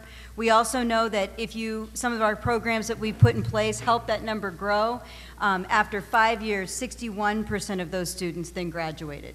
So we know that as we provide programs for students that allows them to stay in school and be successful, that number grows. But you're very much right, we need to start as kindergarten, as pre-K students, to get them in school, in programs at a very early age and move them forward so that we can have successful students through high school. We need to create a system of hope. We need to create and give them the programs that they need to be successful, and we need to do it as a community. We need the helps of the family, we need the help of our community members to make sure that we're supporting our students as they learn and grow throughout their years in school, because we know if they don't feel that hope as they enter in as freshmen in high school, they're more likely to drop out. We need to create that hope at the earliest age and create those supports as they move forward. So I'm committed to the task. I'm new on the ground. I have the right people around me, and I think it is very important that we had those conversations about race and that we're continuing to do so. So I appreciate your support and all of those who attended in the room today, and we'll continue to move forward. I'd like to chime in too. You bring up some very good points. I said at the beginning I didn't want to talk specifics about the shooting in Ferguson because I don't know all the facts. But one thing I did want to talk about is how we do things here in Springfield. And with that, you know, you talk about getting witness statements and all these people around. That's the first thing you do. You want to identify witnesses and get their statements. I can't speak to what happened in Ferguson, if they did or did not do that. I don't know. But that's one of the first things we do. The other thing you talk about 5 hours in the street. To me, that sounds excessive or long. But I don't know the facts of that case, why that was that way. There are other things you can do. There are tools you can do to try to address that situation. On its face, it looks long. But I can't tell you why. I don't know why. I don't know the facts of that case. But again, that's not how we do things here. So I just wanted to comment on that for you, sir. No disrespect, Madam President, but we have people that's standing here. Can we at least hear what they have to say, and then the panel at least just write the response down? That's what we were going to do. Thank you so much. Because we really want to hear what they have to say. Sir, you're up. Thank you. All right. My name's Scott. One of my favorite sentences is, if I speak in the tongues of men or of angels, but have not love, I am a noisy gong or a clanging cymbal. As a white man, I never heard the story of blacks being pulled over the way that you have lived until Richard Pryor talked about it on one of his tapes. Yeah. And it was funny. But it was true. Yeah, but it was true. So what I'm saying here tonight is that white people don't know that story. If we can get those individual stories out into the public, it cannot but evoke an emotional response in the white people. And when the white people have that response, the police departments, the fire departments, all of the other administrative buildings will respond with that new change. So what I would like to see is, I don't know how to get it done, but perhaps we could do a documentary and we could have individuals come up and speak in love and just say, this is my story, and not point at the cops and not point at the teachers and not point at the magistrates. Just define the pain and let white America hear it. So if you have any suggestions, I would be more than willing to work on a documentary or a symposium or a forum, and but it's like being a husband and wife. You can't just say it one time. You have to say it again and again and again. Thank you so much. State your name, ma'am. Okay, good evening, and thank you very much, President Haley, for calling all of this together. This is wonderful. I am Springfield, Illinois. If you have no doubt, if you have a doubt in your mind about that, we are 3 generations Springfield, Illinois. So I understand what the police do. I understand what the fire department does. I understand all of the city workers, and we were brought up with respect, total respect. And so I do need to address one thing that you did say, Chief. I wasn't going to bring it up today. I figured we'd have more meetings. But 9 out of 10 times is not a good number. And I'm going to tell you why. Mostly, and most of the people here know me, I have walked up to a car of a police officer. I didn't run. I'm not anxious. What you see is the tone I am all the time. And do you know he only rolled his window down this much? Until I told him, roll it down. I just want to talk to you. I went by County Market when it opened on 2nd Street not long ago. And they opened up the new cafeteria on the 2nd floor, if all of you had seen that by any chance. Beautiful place to hang out. There had to be 11 police officers there. But I'm going to tell you something. The fact that they were sitting there made me feel, this is great. They need to be here and enjoy everything as well. I spoke to them. How you doing, officers? Out of 11, not one spoke. The friend I was with said, why do you keep doing that? I said, I just want to prove it to be true. Another time, how many times do you want? Unfortunately, all I'm saying is there has to be a time that you look beyond color, because there is nothing at all threatening about me.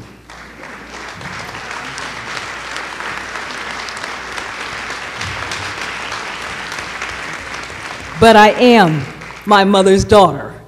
But nobody knows that but household. It is never shown out in the public, so there's never a reason for me not to receive respect when I certainly give it first. And so that's what I want you to know, that it's not 9 out of 10. It might be 2, unfortunately, who actually give the respect. And I have to sit and wonder, if I don't get it, what about that young man? First off, I want to thank you for taking time out of your day to engage my officers. And that's not what I expect out of my officers. I expect my officers to be courteous, to be polite, to be respectful. And one, I don't expect 11 officers to be hanging out at the same place when there's only about 15 to 16 on any given day. Okay, I didn't mean to give the number, but So, they were there. With that said, you know, that's not what we teach our officers. That's not what we want from them. That's not what we expect from them. And we're not going to tolerate that. So again, please continue doing what you're doing, and when it happens, call me so we can deal with it. Sir, I certainly will. As a matter of fact, there was another time that we need to meet. We need to meet. And I will be calling on you, and we will sit down and hope you understand Springfield a little better. And I am out of time, ladies and gentlemen, but one thing I do want to say for those of you who are particularly Springfield, Juanita Huggins and Gladys Hale.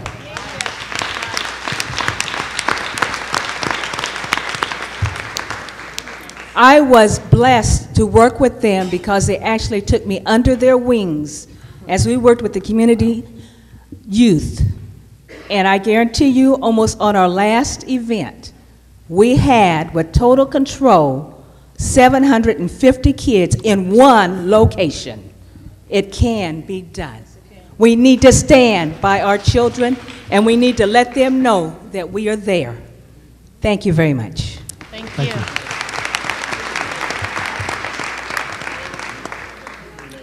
My name is Catherine Harris, and I'd like to thank Veronica so much for all the Veronica things. Robinson. For all the things that she said, because it's all very valid. I have a question that I would like to ask the chief. Here in Springfield, how many are all, wait a minute, I'm going to back up. Is there a residency requirement to live in the city to be on the city police force? No, there is not, ma'am. All right, now I'm just going to be, well, I want to just say what I think. And I think that not being a city resident has a negative effect on how we as the community are treated. And I say that because the population percentage of people who look like me in Pawnee, New Berlin, Auburn, whatever all the little towns are around here, it's very small. And I would think that it should be important. It should be worked on to have the city police force, live in the city where they are to, quote, protect and serve. I also think that everything that can improve race relations and a whole bunch of other stuff, because race is always the 800-pound elephant that's in the room, it doesn't have to cost money. It can cost time. people's time and commitment, and I know that there are lots of committed, interested people in the community who are willing to work, to do, and make change. But I would like to, just a little bit of response from you, but thank you. Goodbye. In regards to the residency requirement, you know, I didn't hear what you said. in regards to the residency requirement, Uh-huh. you know, that's something that you have the power to change through your votes, okay? That's a city council thing. That's something that can be changed, you know. I live in the community. The majority of our officers do live in the community, but we have a fair share. What is that majority? Is that 51% or 98%? I don't have the exact number, but I would say it was probably somewhere around 75% of the people live in the city. But we do have a fair amount that do live outside the city. And I can't say that those who live outside the city, they're living out. Probably no more racist than those that live in the city. I can't say that living outside the city has affected their job performance. Sir, at the mic, you're up.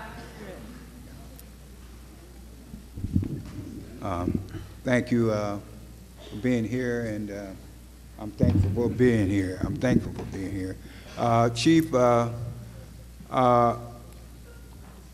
can you state your name for us, please? My name is Lani Abdullah.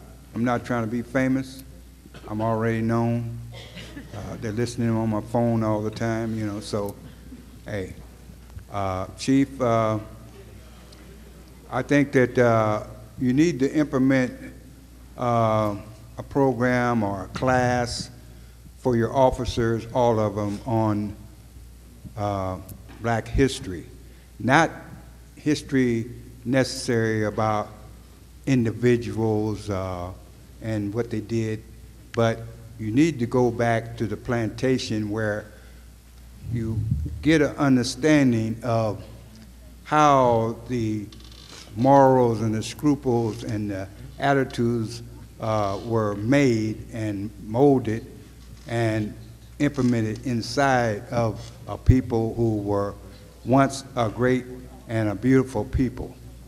And you need to understand that, whereas you relate to them as humans, and try, if you really a chief, you're really trying to be helpful, try to, like I say, implement that back to the people. When you're stopping them and they're behaving necessarily out of order, then you could relate to that. Hey, I know who you are. You could be a better individual than that. But you cannot help the situation if you don't know what the situation is. And your force reflects that. I know you just got in your position, I think, but your force doesn't know how to relate and interact, because they're hiding all in on the east side. The east side has been labeled as a crime area, and you got all your officers hiding all over the east side, pouncing out on people like the old westerns, robbing them of their money. So it's a thing that 4 o'clock in the morning, they're out there hiding and stopping people at 4 o'clock in the morning. And one of your officers can see through buildings. He's seen a car not stop at a stop sign that the building was hiding. He's hiding on one side of the building, and the stop sign was another side of the building. He's able to decide and tell that the person didn't stop at the stop sign. He wasn't able at 4 o'clock in the morning able to give a warning, because 7.5 blocks down the street, well, that was a quick 3 minutes, but Chief. Can he complete his last statement, though? I wanted to hear the rest of your sentence there. Could you please complete that? You need to implement this in your force. The history of these people that you're going to have all this problems with. I don't see why it's projected that way unless we don't listen to what we're saying and listen what we're trying to get across. There are people been trying to make this better, but the forces that be won't help these people be better and implement programs for these kids. These people have been put down. A brother named John Chris has been here for years trying to help, and this city has been, and the people, NAACP and everybody's been suppressing John Chris from putting classes out for these kids to learn them their history and their culture and their dignity and their pride, so they won't be doing all this dumb stuff, pants down and all that stuff. Thank you very much, sir. You guys, let's give it up for my cousin Kathy, the timekeeper over there. She is really doing an awesome job so we can get through the rest of these questions. Ma'am, you're up. Hi, God bless you. My name is Cheryl Buchanan. I'm glad to be back at Southeast High School. This is where I graduated from in '84, and so I'm glad to be back here. I was a student here. I had a big struggle. I'm not very rich right now. I am the mother, a single mom right now of 2 children. My daughter's 22, my son is 16. I've had several run-ins with police officers the whole time that I've been here in the city of Springfield. I'm 48 years old, and I've struggled and I've suffered, but I want to also say that I'm black for your protection, so you don't get burned up by my glory, because life has told me one thing, but my Father God has told me something totally different. The gentleman that stood up before and said that he would love to have an emporium where people got together and told their story. I'm a preacher, and I was actually called to preach the gospel right here in this auditorium in concert choir. And one thing that I have learned is that as people have taken God out of the school, or spirituality, or whatever you want to call it, I call him Jesus. He is wherever he wants to be at any time that he wants to be there. And the time that you can separate oxygen from air, then that's the time that you can separate God from being anywhere, everywhere, at all times, all around the globe. But man, us, we, police officers, moms, dads, we want to think that we can do that. But when you separate the God part out of a child, and you take away that part of themselves and you demean it and you squash it, and then you tell them to live or to breathe, that's like taking oxygen out of you and then telling you to dance. I suggest, I can't tell you what to do, but as somebody that knows about struggle, I was born a breech baby. I had problems with my lung after I was born. I had surgery on my lung at 1.5 years, excuse me, and I died on the operating table, went into cardiac arrest. They had to resuscitate my heart. As the result of my lung being removed, I walked around school, grade school, mind you, where people can be very cruel when you're young and you look weird. Anyway, to top it off, I walked around in a back brace because my spine was curving to the point that I had a humpback. I had to have surgery on my back before I was 13 years old, going through puberty with just a whole lot of stuff. But at the end of the day, my name is Cheryl Buchanan. I'm a preacher of the gospel. I have a book sitting in the White House right now of my story and my testimony. I just filmed my first show that's going to air on TLN on September 10th, 2014. So I'm saying that to say to all those that are here, children and adults, hope is alive. And if you need me, I'm here. Before the next speaker, I know some of you are trying to leave. November the 13th, lock that in. We plan on coming back together on November the 13th. I sent a note over to the superintendent. We'll see if this high school or one of the others are available. Thank you all again so much for your participation. Yes, sir. Good evening, everyone. My name is Dominique Wilson. I'm coming here from University of Illinois Springfield, and I am appreciative of having the opportunity to be here. But also I want to thank the panelists for coming to share the knowledge that they have, and also the people that's here to support this cause. The reason why I'm standing up here before you, not so much to ask a question to the panelists, but also to challenge each and every one of you in this room. Why are you here? What are the goals throughout this whole conversation? We are here to talk, but what action is going to be done? We have so many people in this room. How many people of you, each of you are doing something currently now? How many people are thinking about right now to do something, to make this change? It's not about the violence always. It's not always about those things. It's about educating ourselves. We can pick a cause, an effort. It doesn't have to be this one, but do something. Don't waste your time. Don't just sit here idly. Spread this word so that this change can be done, so that we don't have to constantly have this conversation. One thing that was keep on saying throughout this conversation is the history on how everything continues to happen. Well, why are we still fighting this battle? We shouldn't be. We should be trying to make a difference and make it happen, and because it's tiring. I'm a youth that sees this. I'm doing something. I can say I'm doing something, but how about you all? So I wish y'all the best in y'all goals in y'all lives. Thank you. According to Verizon, it's 8 o'clock. We're going to allow the people who are currently standing to state their opinion, and then we need to close out. Thank you all again for your support. Larry? Hi, everybody. My name is Larry Beckham. Before I get started, young Mr. Johnson, I need for you to do me a favor. Right now, I was asking young Mr. Johnson. Can you guys hear me now?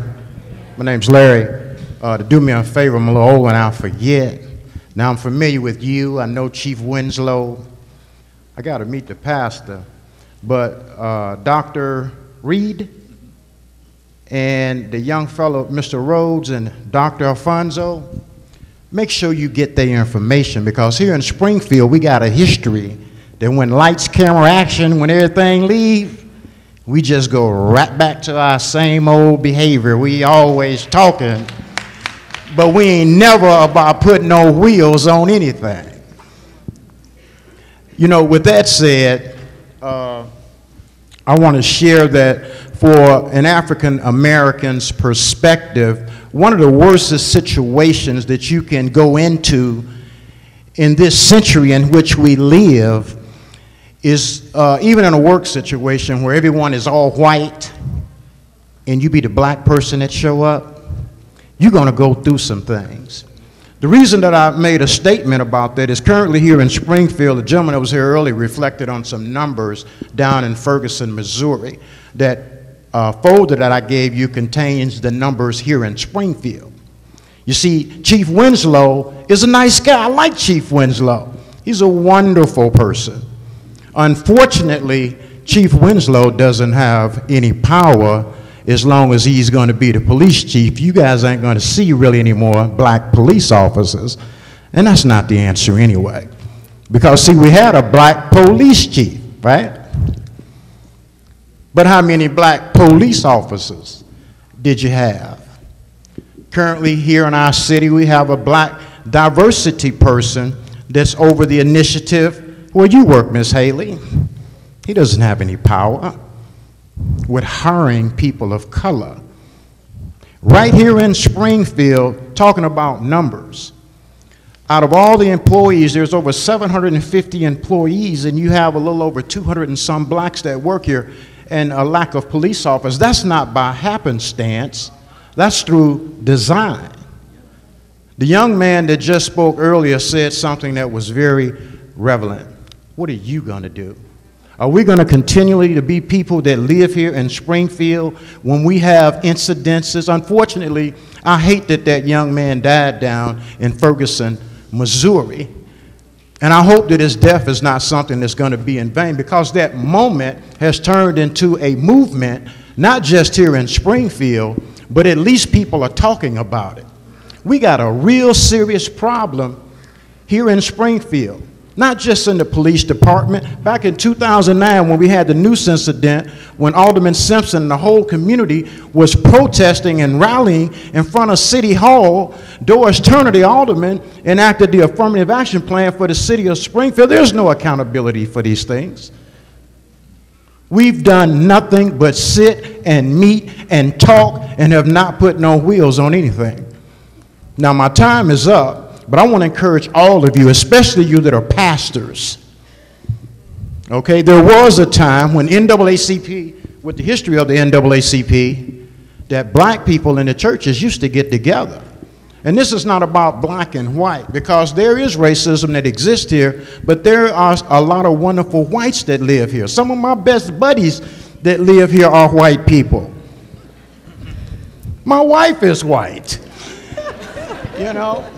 But anyway, listen, my time is up. Get that information for me, young fella. That's going to be important. I'm glad that you said that in November, but we got to do more than talk about it, guys.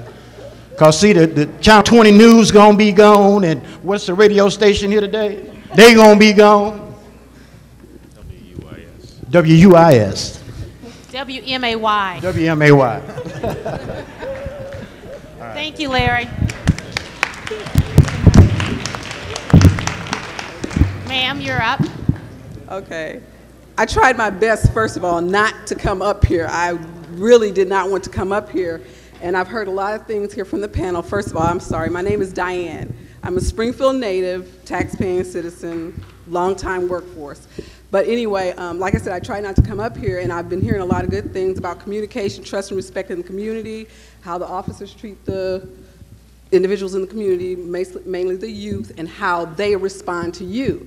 And I said, I don't want to go up there and do this because I've been involved in what I'll refer to as an encounter of the close kind. And I say that because of how hot everything seems to be, and the focus is on Ferguson. I'm not from Missouri, so you don't have to show me. I'm from Springfield, and I believe what I see. I believe it when I see it, when it happens. Don't have to show me, but I do believe it. I won't believe it until I see it. But like I said, I was involved with an encounter of the close kind, and unfortunately, I'm a note taker, so I have all these notes, so I hope I don't digress too much. And I'm focusing on communication, trust, respect, training, learning, and I'm directing my ultimate question to the police chief. Teresa said earlier, you have to pick up a phone, call someone that has information. I got a call. I'm a mother and a grandmother. I got a call, and during that call, I hear the situation, hear what's going on, this encounter of a close kind. I hear the situation, I know what's going on, and I'm getting a little nervous because of everything that's going on across the nation. So I'm listening to what's going on with one of my children, and I pick up another phone and immediately call dispatch because I can hear it escalating. It's getting out of control. There's a whole lot of adrenaline out there, and I'm concerned for the safety of my child and my grandchild. So I'm on the phone, and I'm just going to give this one little snippet because it's too much to tell, way too much, because so much went wrong. So I'm on the phone with dispatch, and dispatch tells me, first of all, let me say, when I got the call, the very first thing that I said to my child was, calm down and ask the officer what the officer wants. I'm on the phone. That never happened. That never happened. That's why I was saying I didn't want to get up here, and I was compelled to get up here because I heard you say we don't do things like that in Springfield. That's actually what made me get up and come up here. So I'm on the phone with dispatch, and I said, there's a situation with my daughter and my granddaughter, and I'm about to lose my mind. I'm nervous. I need to get a senior officer out there. Can you please get a sergeant to the scene? And they said, what's going on? I give them address, blah, blah, blah. And this dispatch officer tells me, I'm going to tell you this because I told him I'm going out there. I'm on my way there because I got this call. I never disconnected from the call. I'm listening to the call the entire time. So I'm hearing everything that's going on, and I'm very worried. So the dispatcher tells me, I'm going to tell you this right now. If you are talking to the sergeant when you arrive in the manner in which you're speaking to me now, you're not going to like what he has to say. I said, well, exactly how am I speaking to you? Making demands and telling me how to do my job. I said, excuse me, but I beg to differ. I'm not making demands on you. I said, I'm listening to this situation escalating out of control. I can hear it, is what he tells me. I can hear it just like you can at dispatch. I said, okay, well then you know what the situation is, because it's getting out of control, and I'm worried for their safety. And he tells me, well, you are making demands, and you are telling me how to do my job. I said, no, as a tax-paying citizen, what I'm doing is I'm requesting a senior officer come to the scene, assess the situation, and try to de-escalate it, because it's getting out of control. How long do you want me to tell him it's going to take you to get there? I said approximately 10 minutes, I'll be there. I get there, and I'm talking to my child the whole time. She's telling me what's going on, and I'm going to tell you, it involved shoving and pushing of her, who has no record at all, never been arrested. She is screaming, they're hitting me, they're touching me, they're putting their hands on me, and then all of a sudden I hear someone gets tased. And I'm really scared now. They're tased. I'm just like, okay, the situation is really bad. That's why I thought, to be perfectly honest, I thought I'm going to get there, they're going to be laying in the street bloody. That's what I thought, quite frankly. But I heard you say this about communication, trust, respect, and whatever, and I charge you to explain to me, what is it that you're going to do relative to training? How do you train someone when adrenaline is working? What do you do? How do you hold these people accountable? How do you make them, you know, responsible for what it is that they're doing out there? And you know, it was a very heart-wrenching thing for me, because I'm thinking my child's going to be laying out in the street for 4 hours, and I'm listening to everything that's going on. I get to the scene, and there is a sergeant, and I'm speaking to him, and he says, well, let me tell you what happened. I told my daughter to get the information, find out what he needs. He never did that, and I get there, and what they tell me is exactly what the officer should have done, but he did not do. And I know he didn't do it because I was on the phone listening to him. But he told the sergeant he had done it. I said, I don't even want to hear any more of the conversation. What do you do about them doing things like that? And how is that going to how are you going to have an exchange of respect, trust? I can't tell my kids and my grandkids to protect that they're, to expect that they're going to serve and protect you. I can't tell them that.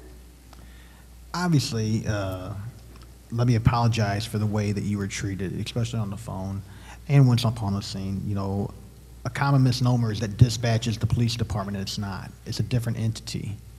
It's not my employees. They're a whole separate entity. I understand. So I apologize for that. But once you got on scene, and the sergeant, you spoke with the sergeant, you know, we train officers in de-escalation. We train them in sensitivity. We train them in how to try to de-escalate the situation before it escalates. That obviously the situation didn't go the way that we would have hoped it would have went. It did not. But with that said, you know, we do train officers that way. If they don't respond that way, we put them through simulations, we put them through scenarios to try to deal with that. We try to do real life training with them. We do it on a quarterly basis with them. You know, they're trained at the academy under certain ways, how to act and how to respond under certain situations. And do they always do it right? Absolutely not. So under situations like that, you know, that's where, you know, if you feel like that you weren't treated right or the situation wasn't handled correctly, you can always reach out to myself or to Internal Affairs, and we'll look at it. And we'll look at each case on a case-by-case basis, and we'll hold the officers accountable if they did something wrong. I'm not going to sit here and pretend that all my officers are perfect, because I know that's not true. Okay, we all make mistakes, and if somebody's doing something wrong intentionally, we will hold them accountable for that. If it's a training issue, we will provide them additional training. So again, you know, I can't speak for everything because I don't know exactly what happened out there. I'll be happy to tell you about it. I'll tell you when we get done, I'll stick around for you, okay? Okay. Okay, thank you. Let's give them a hand. Sir? Thank you, Teresa. Thanks for putting this forum together, for everything you do for our community. My name is Sam Canman. I'm a alderman who's not running for mayor. And in my other life, though, I'm a lawyer, and I represent fathers who are trying to secure their rights to either have custody or just see their children. And we know that father absence is a very big problem in our society. President Obama has said it, and the statistics show that the problem is even greater, father absence, in the African American community. And all the studies show that when fathers are not either in the home or not even having any engagement whatsoever with their children, that we have higher crime rates, higher suicide rates, higher rates of school dropout, higher drug use, and higher crime rates. So my question to the panel is, and what do you have any suggestions as to how what we can do to cause fathers to be engaged, either live with or just engaged with, see their children, because I think this will help a great deal with problems that we're having in society. Thank you. One of the things that that I really appreciate your comments, and I just want to point out that we live in a society where prison beds are planned based on how children do in the 3rd grade. So if children pass or fail their standardized test in the 3rd grade, a prison bed is built for them. We have a study called Misplaced Priorities. Under educated, over incarcerate. And we found that when young kids don't do well in math by the 3rd grade, we can look at their zip code and find corresponding numbers of people in prison. That was just up the road in Indiana. I'm sure that Illinois doesn't, quite have that problem. But we try to encourage people to be parents, to support their children. We try to have activities for their young people. The last time I was in Springfield, I was a witness to the scholarship program that this branch does every year, and I saw almost 100 kids get up and get acknowledged. A lot of them got scholarships and went to college. And the last superintendent was there. I'm sure this superintendent will support us too. But I'm speaking as a parent. I have twin 11-year-old children that started school this week. And I mean, it's something, it's a challenge. It's something that we have to do. It's work that we have to do every day. And we have to encourage people to be parents to their children. And I mean, sometimes that means telling them things that they may not want to hear, or telling them that the way they're dressed is not appropriate. Or when my kids might want to sleep till 10 o'clock in the summer, I had them up at 7 o'clock doing math. I'm sure they didn't like that, but when they got back in school, I think they felt a lot better because the math was there waiting for them and they were ready. So I think we have to do things like that sometime, and we have to work to encourage people to be parents, to tell the kids that you should really pull your pants up.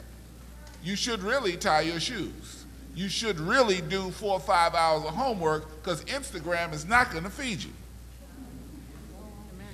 Just to say something real quick, and I'm sorry, Ms. Haley, but I have to say it because those stats you read and the way you're reading them is the exact problem that's going on. You read stats of why the dad is, you said the stat, you're trying to see why the dad is not in the home. You also read stats on the crime rates are at certain levels or whatever else because the dad is not in the home. But those stats don't tell you why the dad is not in the home. Before, if you go years back, when dads was in the home, and when you hit around the 80s, late 70s and things like that, dads went out the home. Those stats and reasons and scientific methods is what's not in there. So that's where the dysfunction comes between our cultures, because now that's a white man that's reading something that doesn't understand the education part of why the black man is not in the home. And he's just going off the stats. I'm sorry, but we're not going to get educated or know anything if he just asks a question and just go on. Then it's just no point of it. But I would love to talk to you about that, but it's a reason why. Because the fathers was in the home, and then they wasn't in the home. Where are those stats and reasons? That's when drugs came into the communities. We didn't bring those in there. This is when guns came in the community. And when you put things like that around a poverty of people who have nothing, I'm gonna sell drugs. I'm gonna sell guns. I'm gonna kill. I'm hungry. They don't have that in there. But I just had it, sorry. I think we agree the fathers need to be engaged. The question is, you know, how do we bring that about? So. Definitely. My panel wants to speak, but we're trying to keep it moving. You're up. Okay, my name is Isaac Jimorin-Gepna.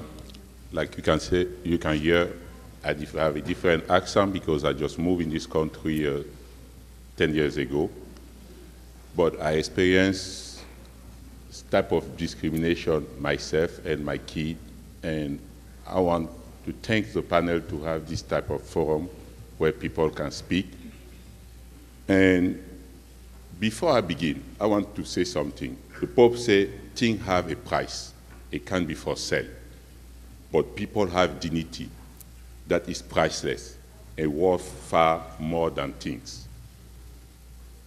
When I moved in this country, I was not willing to stay. But I went back, I put my kid at school, everything was great. 6 months later, the kid changed negatively. 9 months, I took a decision, I give up my business, everything, and I come and stay with my kid. But it was not easy to find a job because anywhere you're going, nobody wants to take you a job, nobody wants to say anything to you. And the kid at school too was profiled. They say wrong stuff to them, and sometimes the teacher themselves are involved. And I have money on that time to be able to take care of the kid, to be able to pay clothes and everything. But it doesn't stop some teacher to call me and say, your kid needs to be dressed properly or all that stuff, where I know they have the fancy shirt. I put the money to be able to buy.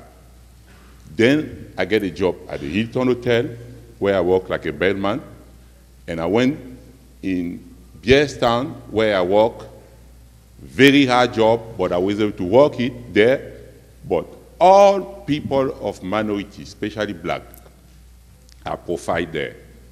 I complained to the general manager, I complained to the human resource, but nothing is done, nothing is changed. And I finally end up and see, like one of the youth just said in the panel, it's a system. With that system in place, I don't care what we are doing. We can stay here all this, nothing will change. I got a job finally with the state. After 5 months, they decided to fire me. I didn't do nothing wrong. Just because I'm black, they put the garbage in my table. They put the food in my chair, in my office. And when you complain to the supervisor, they say, are you bothered by that? I say, no, I don't know if it's a culture here, because in my culture, they can't do that. But the supervisor is supposed to take care of that. He will ask you, did that bother you? And when you see that, and you complain, they make an investigation, and sometimes they will tell you they didn't find nothing. But the problem is there. It's a system. And if they don't change that system, nothing will be done. I moved my kid here, I sent to Washington, D.C., I stay here by myself for 3 years. They come back. After the 3 years they spent in Washington, everything was perfect. When they come back, after 2 days, they call you at school every day. Those kids have a good record. But how can you do when you have that situation? I'm taking care of American Peace Corps. I was volunteer for 8 years. I was taking care of all Americans coming in my country, where I moved from. But when I came here, they treat me like that. How can I respond to that? Thank you. Yes. Yeah, I just wanted to say there was a lot of talk about respect, and respect's a two-way street. I was a substitute teacher here before, and I think teenagers are disrespectful. Teenagers are rebellious, but they don't deserve to be shot for it. I think Michael Brown was shot like a dog and left in the street for hours. Why is that? It's not really, in my opinion, about respect. It's about protocol. Why weren't taser guns used or pellet guns? This is shocking to me as a citizen of America that another citizen could be shot like that. Thank you.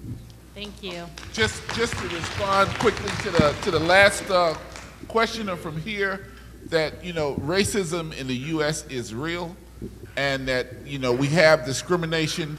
That's the purpose of our organization. If you have a complaint, we will be glad to sit down with you and try and work through some of the experiences that you've had and see if we can help you get some redress. Thank you.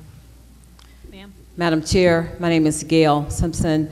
Panelists, thank you so much for taking time out to be here this evening. Normally, when there is a forum like this, I am one of the panelists. And I don't always talk about the specific issue. My mantra is always, we have to teach history. I am glad, Sam, that you brought something away from the last time that I spoke.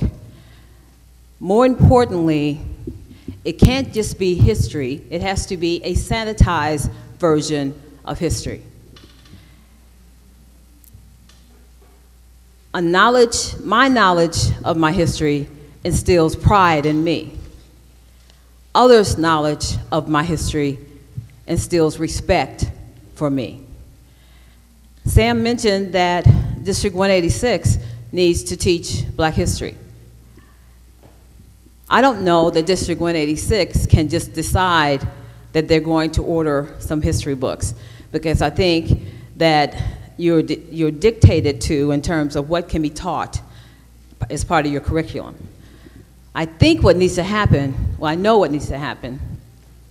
The local branches of the NAACP and the national branches need to start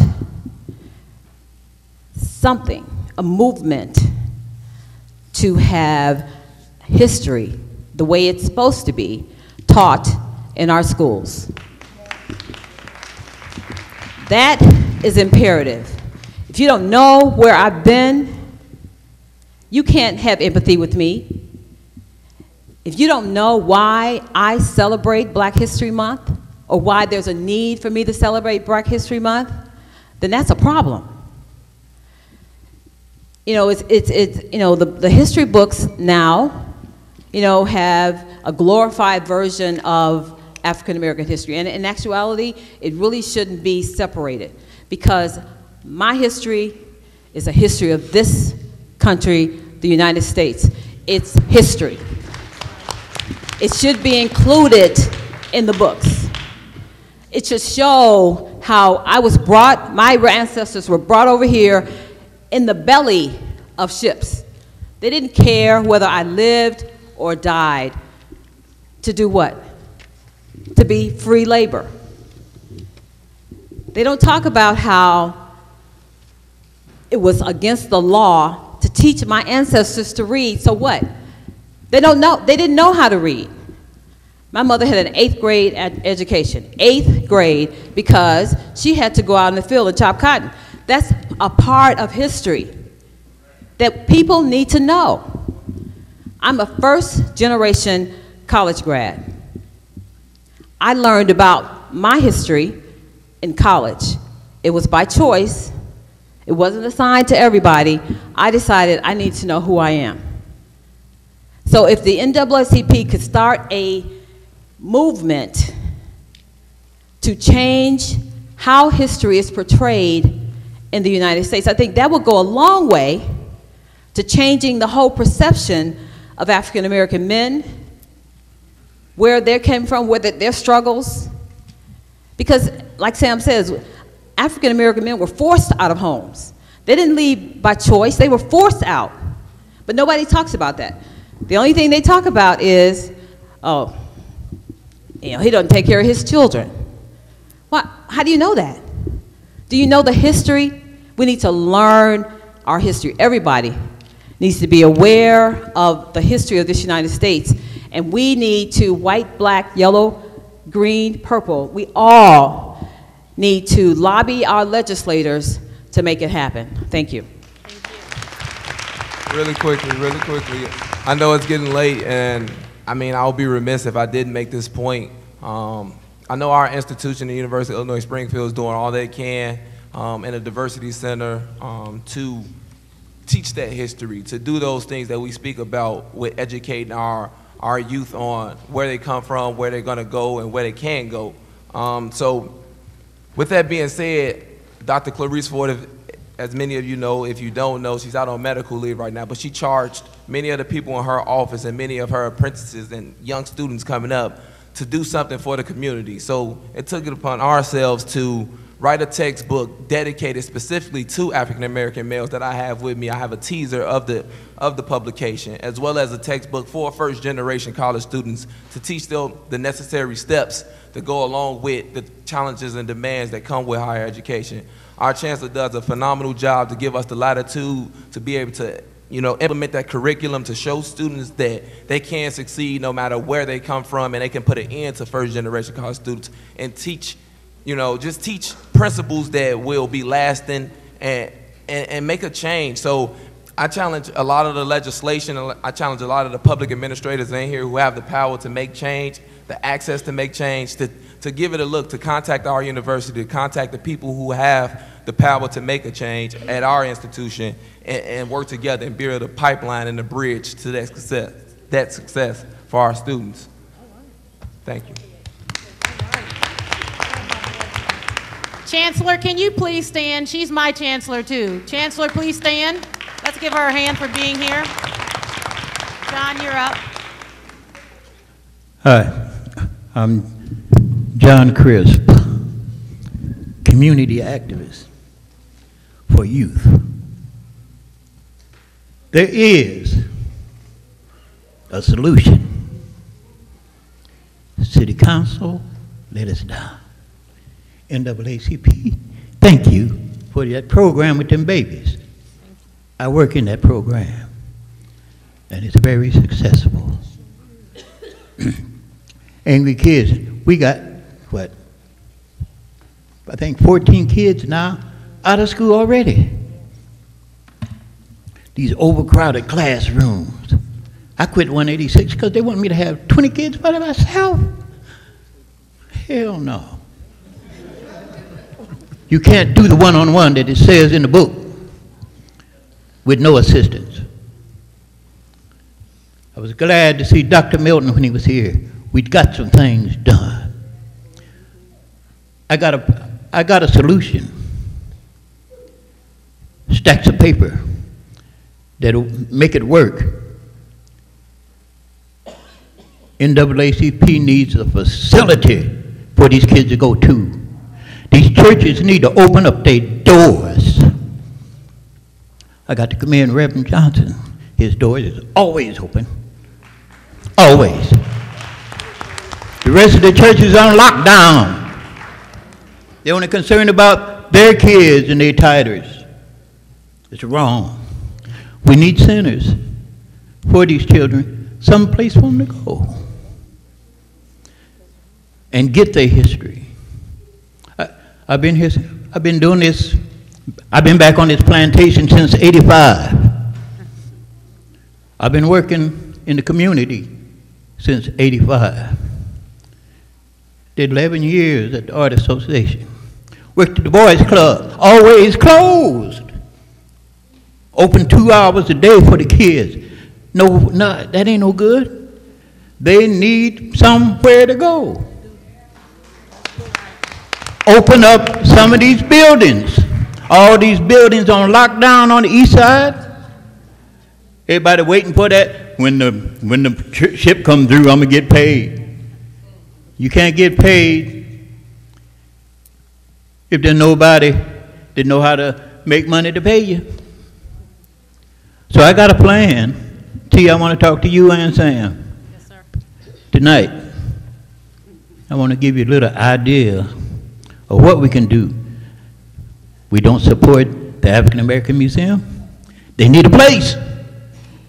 It's major.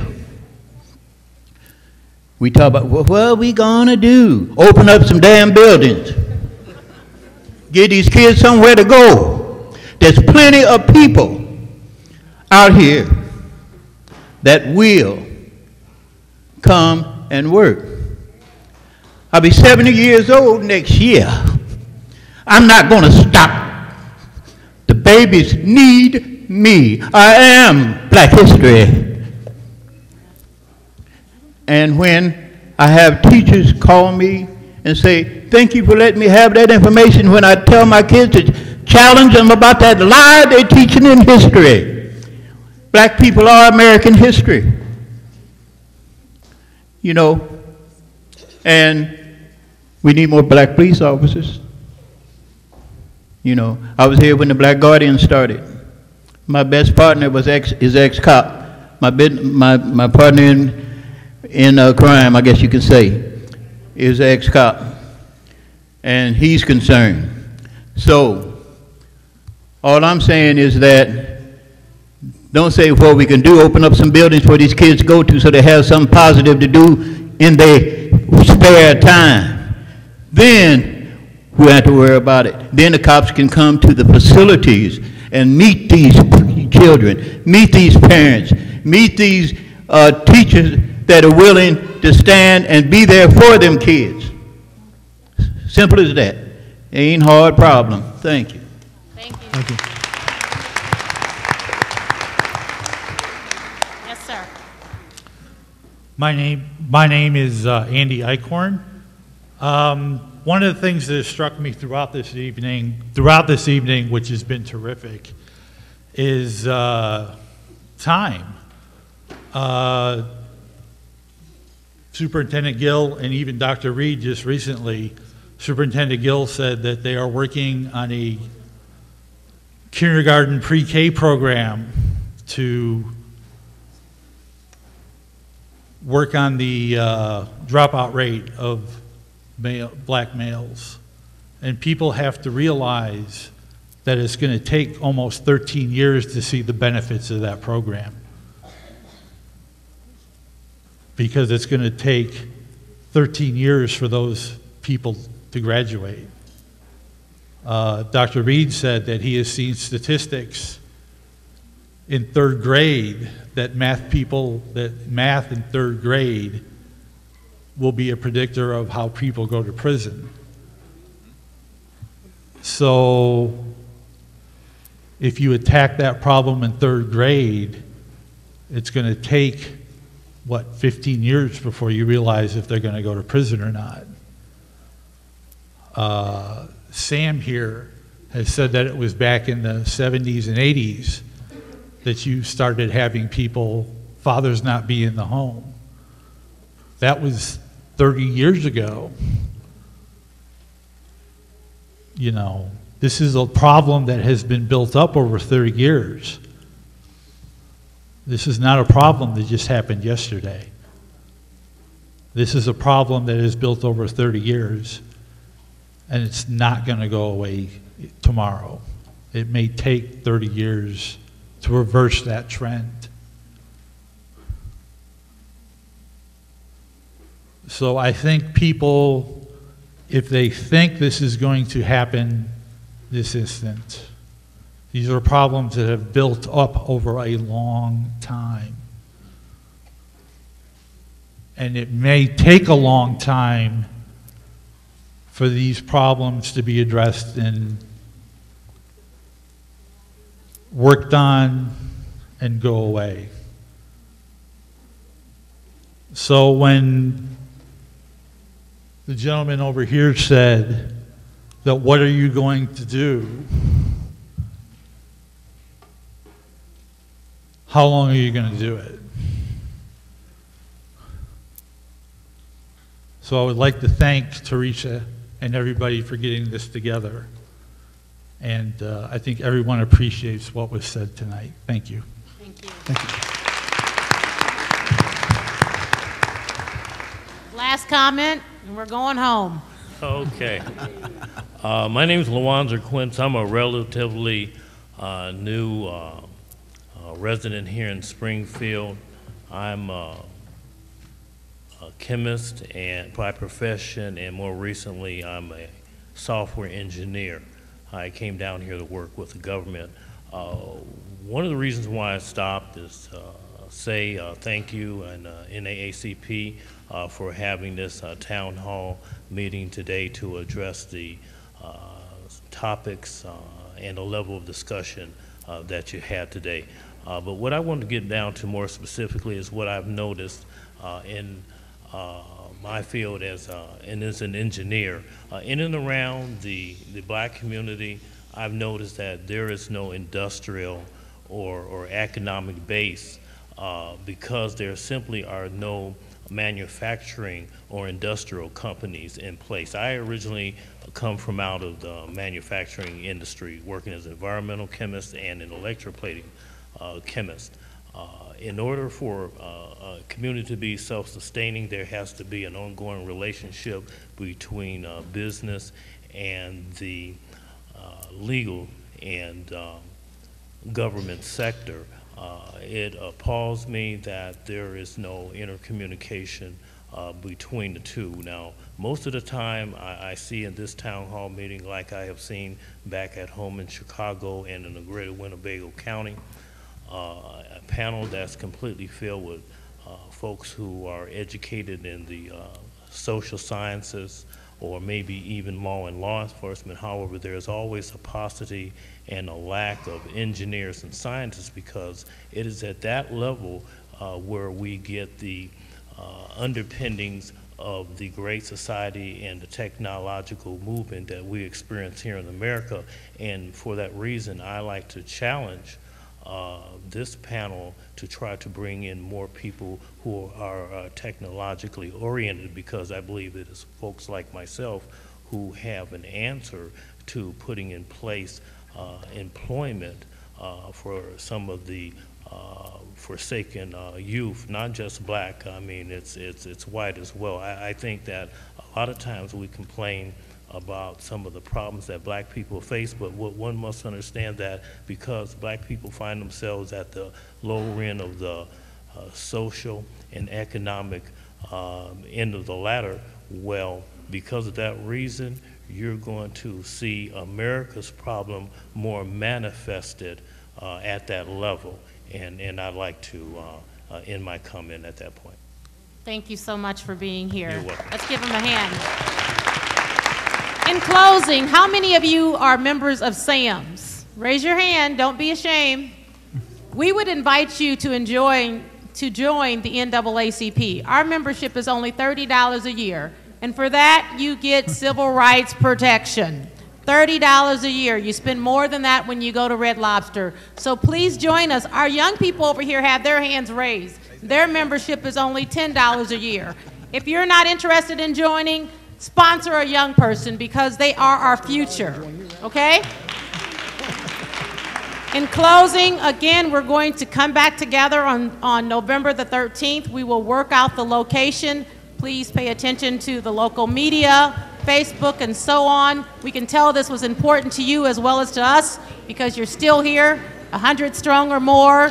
We thank you. God bless you. Good night. Be safe and be smart. Have a great evening.